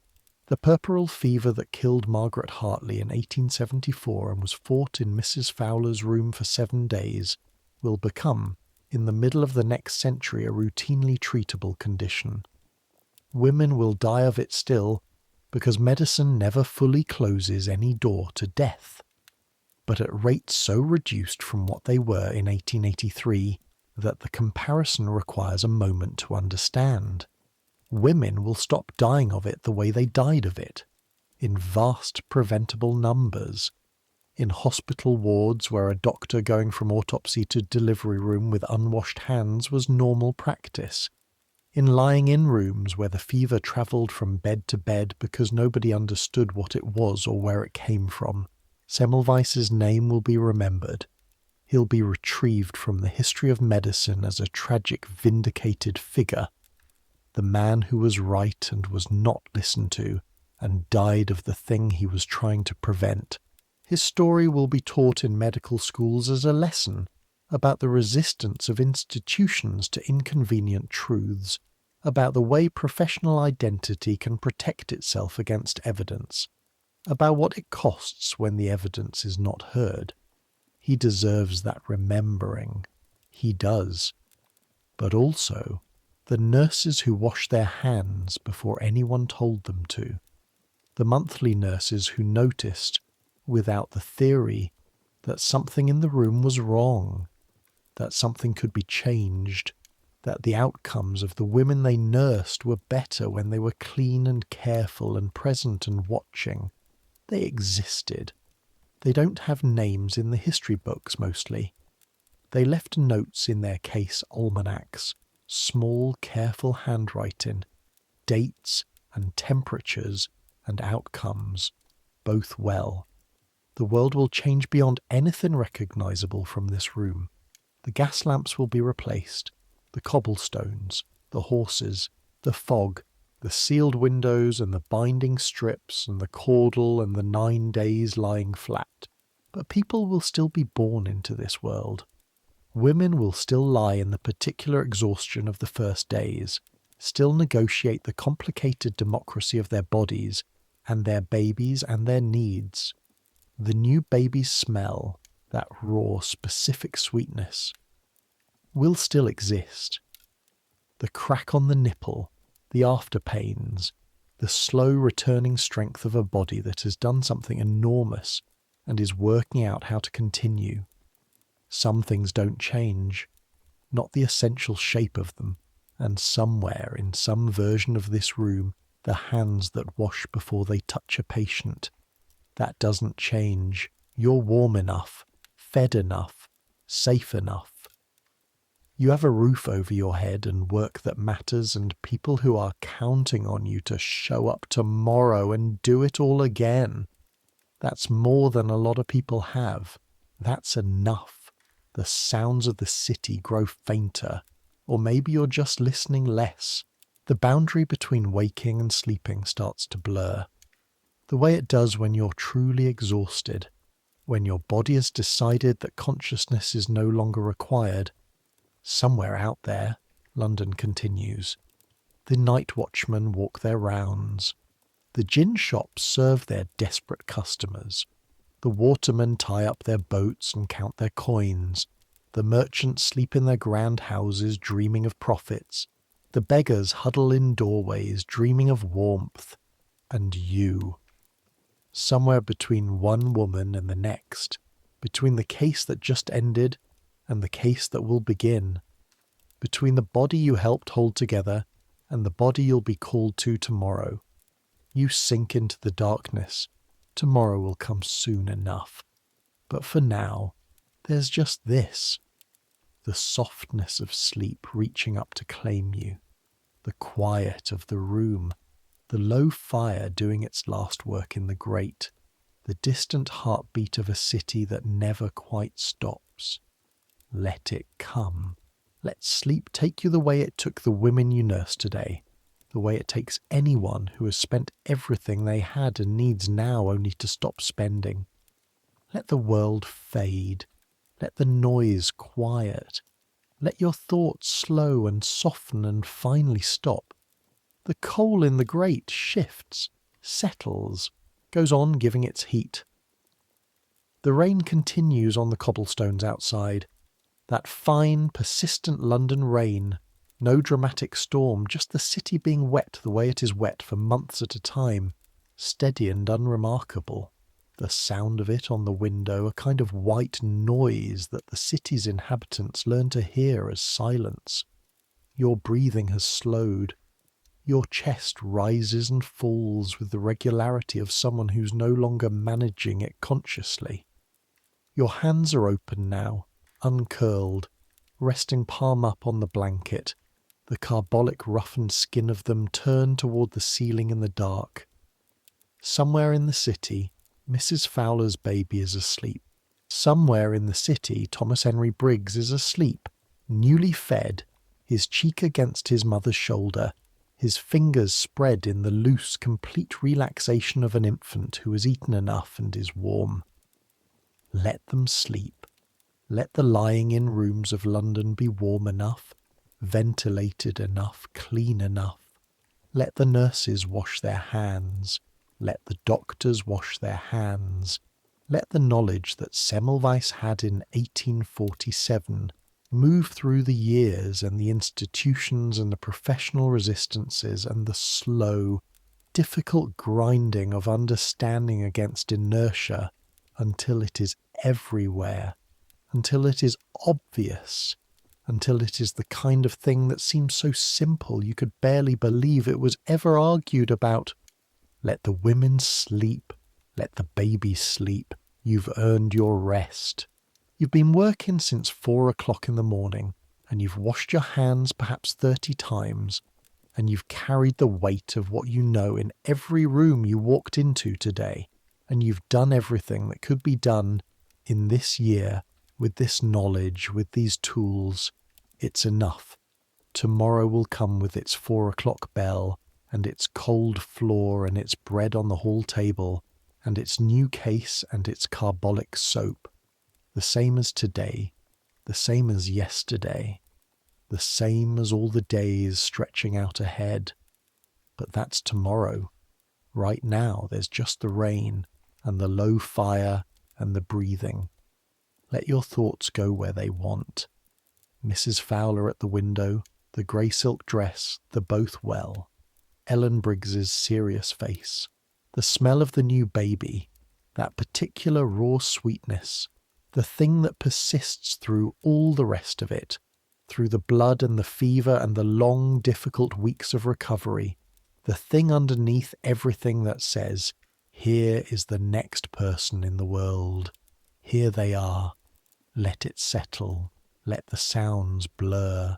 Let the boundary between the day and the dark dissolve the way it always does, quietly, without ceremony, the way ordinary things that matter happen, not with fanfare, not with drama, but steadily, correctly, the way a correctly involuting uterus feels under a steady hand, the way a baby latches when the angle is right, the way a fever breaks and the temperature comes down, and you read the number on the thermometer and let out a breath you've been holding for 7 days. You've earned this rest. Take it, and dream of whatever dreams may come. Good night.